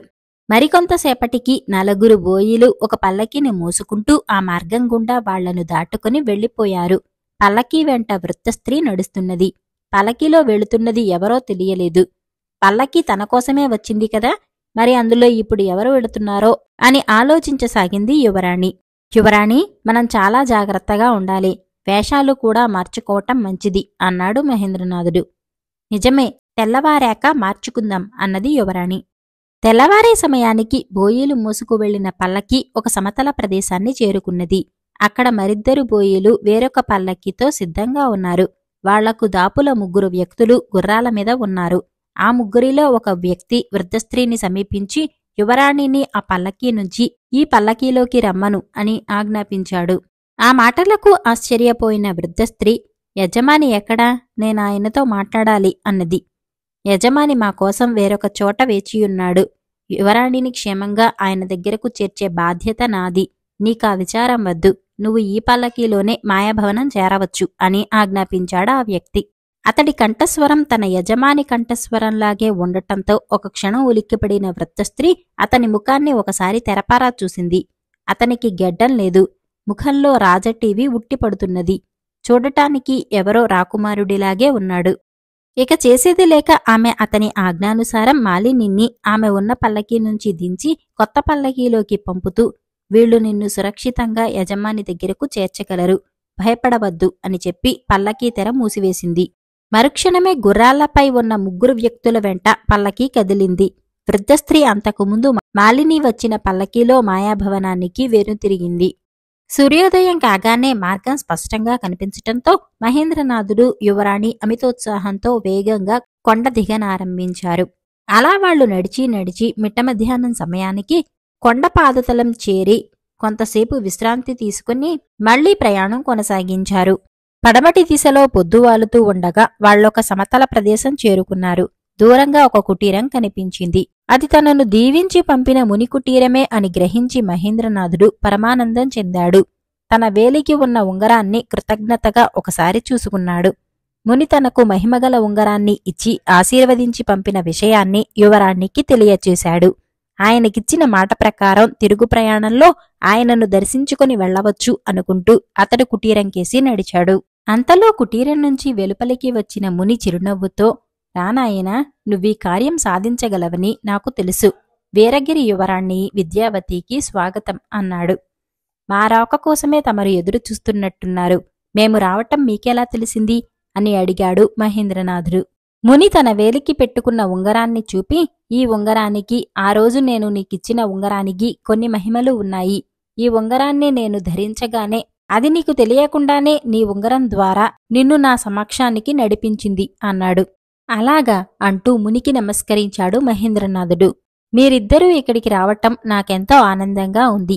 ఈ రాత్రి ఈ కుటీరంలోనే గడిపి తెల్లవారగానే బయలుదేరండి అన్నాడు ముని. ఆ రాత్రి నిద్రపోవటానికి ముందు మహేంద్రనాథుడు, యువరాణి వాళ్లు అక్కడికి చేరటానికి పూర్వం జరిగిన విశేషాలన్నిటినీ మునికి వివరించారు. ముని వాటిని చిరునవ్వుతో విన్నాడు. మరునాడు తెల్లవారగానే ముని మహేంద్రనాథుణ్ణి, యువరాణిని దగ్గరకు పిలిచి, మీతో పాటు నేను రాజధాని నగరానికి వస్తాను. అది మీకు కొంత రక్షణగానూ ఉంటుంది. ఇంతకాలానికి నా కర్తవ్యాన్ని నెరవేర్చటానికి కలిగిన అవకాశాన్ని సద్వినియోగం చేసుకుంటాను అన్నాడు చిరునవ్వుతో. ఏమిటి అన్నట్టు ఆశ్చర్యంగా చూశాడు మహేంద్రనాథుడు. మీకా విషయం తెలియాలంటే నా కథ కూడా కొంత తెలుసుకోవాలి అన్నాడు ముని. చెప్పండి అన్నాడు మహేంద్రనాథుడు ఉత్సాహంగా. అదొక పెద్ద విషాదగాథ, అయినా మీకది క్లుప్తంగా తెలియచేస్తాను అంటూ ముని ఇలా చెప్పాడు. మహిమాపురి రాజ్యం గురించి మీరు వినే ఉంటారు. యువరాజు వీరేంద్రనాథుడు యువకుడిగా ఉన్నప్పుడు అతని తండ్రి వేటకు పోయి ప్రమాదానికి గురి అయి ప్రాణాలు కోల్పోయాడు. 21వ ఏట వీరేంద్రనాథుడికి రాజ్యాభిషేకం జరిగింది. అయినా సోదరి ఐశ్వర్యను ఆయనకు అప్పగించి అతని తల్లి కూడా కన్నుమూసింది. ధర్మనిరతుడు, భక్తితత్పరుడు అయిన వీరేంద్రనాథుడు ప్రజారంజకంగా పరిపాలన సాగించాడు. సహోదరి ఐశ్వర్యను పొరుగురాజ్యం యువరాజు అయిన సురేంద్రనాథుడికిచ్చి పెళ్లి చేశాడు. వారికొక మగ శిశువు కలిగాడు. వీరేంద్రనాథుడు తరచూ తీర్థయాత్రలకు వెళ్లాడు. ఆ కారణంగా సురేంద్రనాథుడు, అతని తమ్ముడైన జితేంద్రనాథుడు మహిమాపురిలోనే ఉండేవారు. ఒకసారి వీరేంద్రనాథుడు తీర్థయాత్రకు వెళ్లటం తెలిసి పాటలీపుర రాజు మహిమాపురి మీదకి దండెత్తి వచ్చాడు. యుద్ధంలో సురేంద్రనాథుడు మరణించాడు. సురేంద్రనాథుడి భార్య ఐశ్వర్యను, బిడ్డను, తమ్ముడు జితేంద్రనాథుణ్ణి శత్రువులు రాజ్యం నుంచి తరమిగొట్టారు.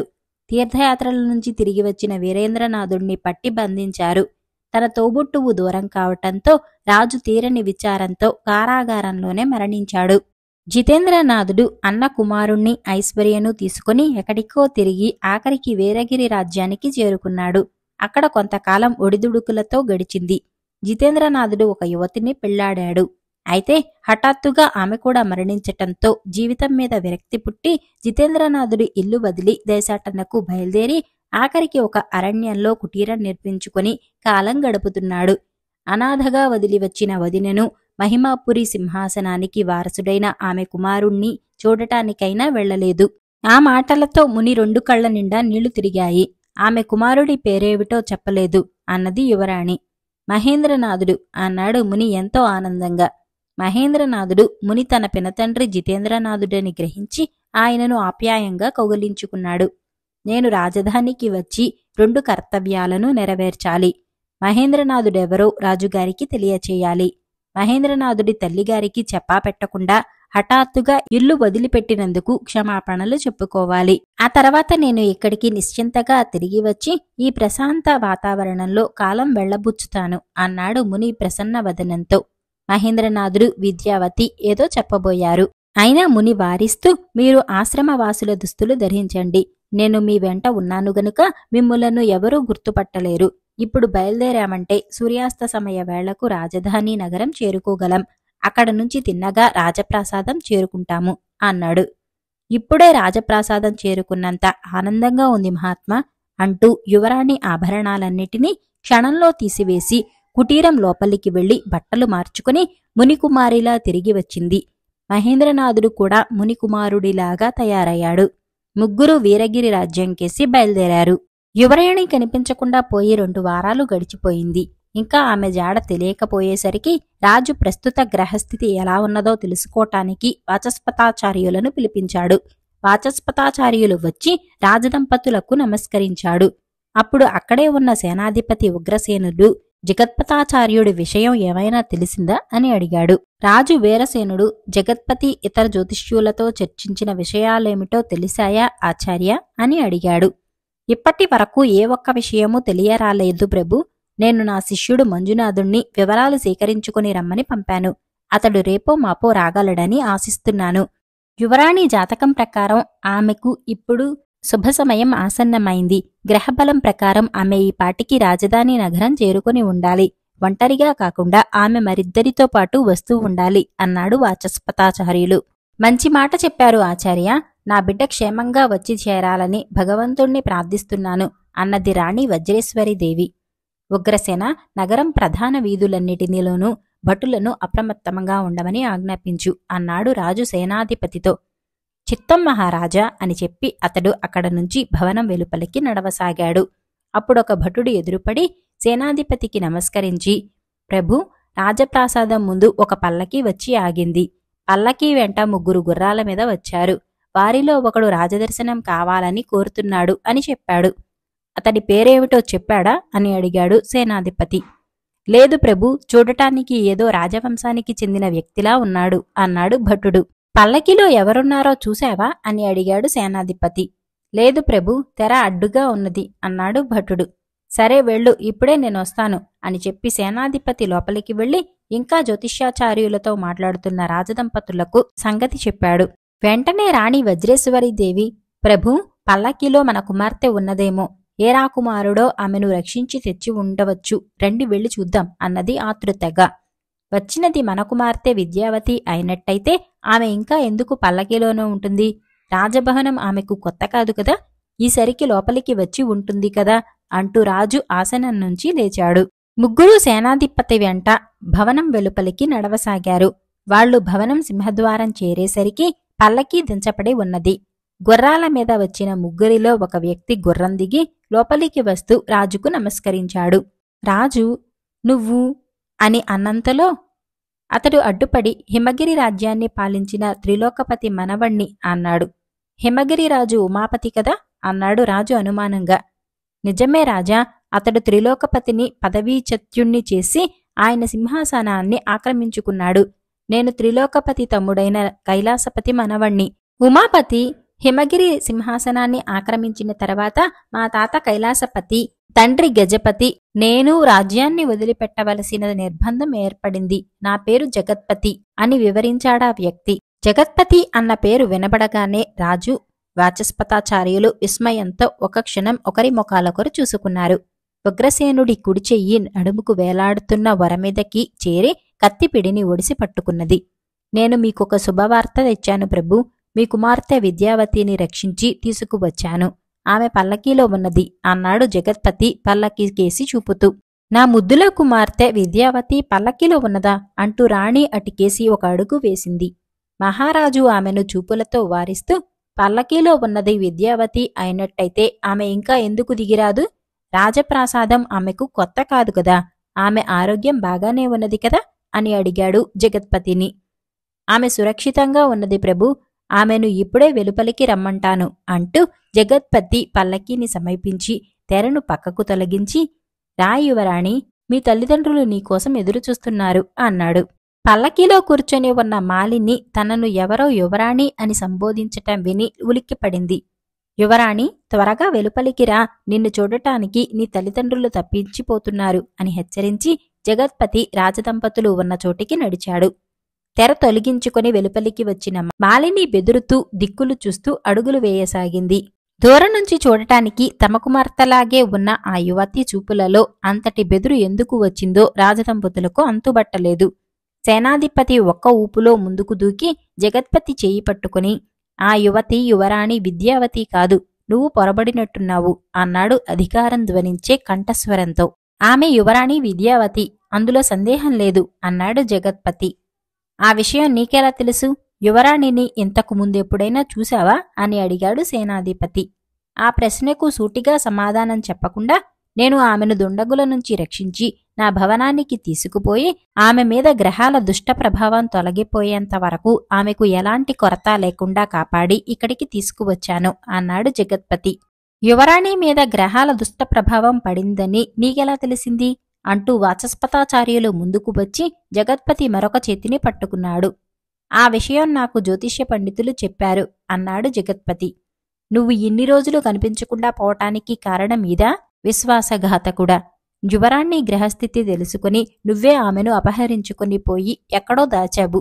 ఆమెను తెచ్చి రాజుకు అప్పగించటానికి మంచి ముహూర్తం కోసం జ్యోతిష్య పండితులతో చర్చలు జరిపావన్నమాట.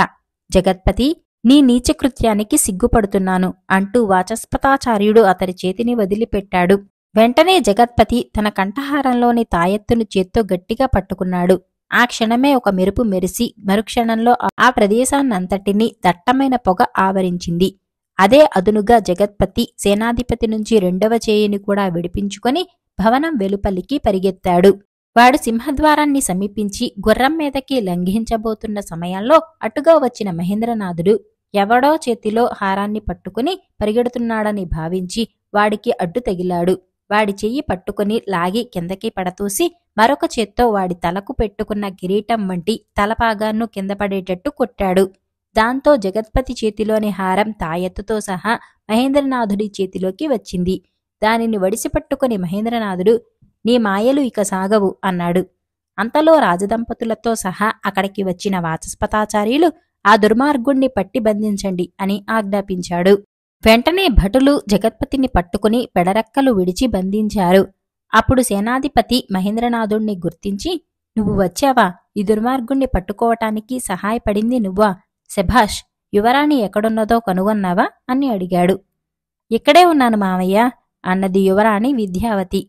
ఆ మధుర కంఠస్వరం వినిపించిన వైపుకు తిరిగిన సేనాధిపతి మునికుమారిలా ఉన్న విద్యావతిని చూసి నవ్వుతూ, ప్రభూ, విద్యావతి తిరిగి వచ్చింది అన్నాడు. వచ్చావా తల్లి, క్షేమంగా ఉన్నావు గదూ అంటూ రాణి ఆనంద భాష్పాలతో యువరాణిని కౌగిలించుకున్నది.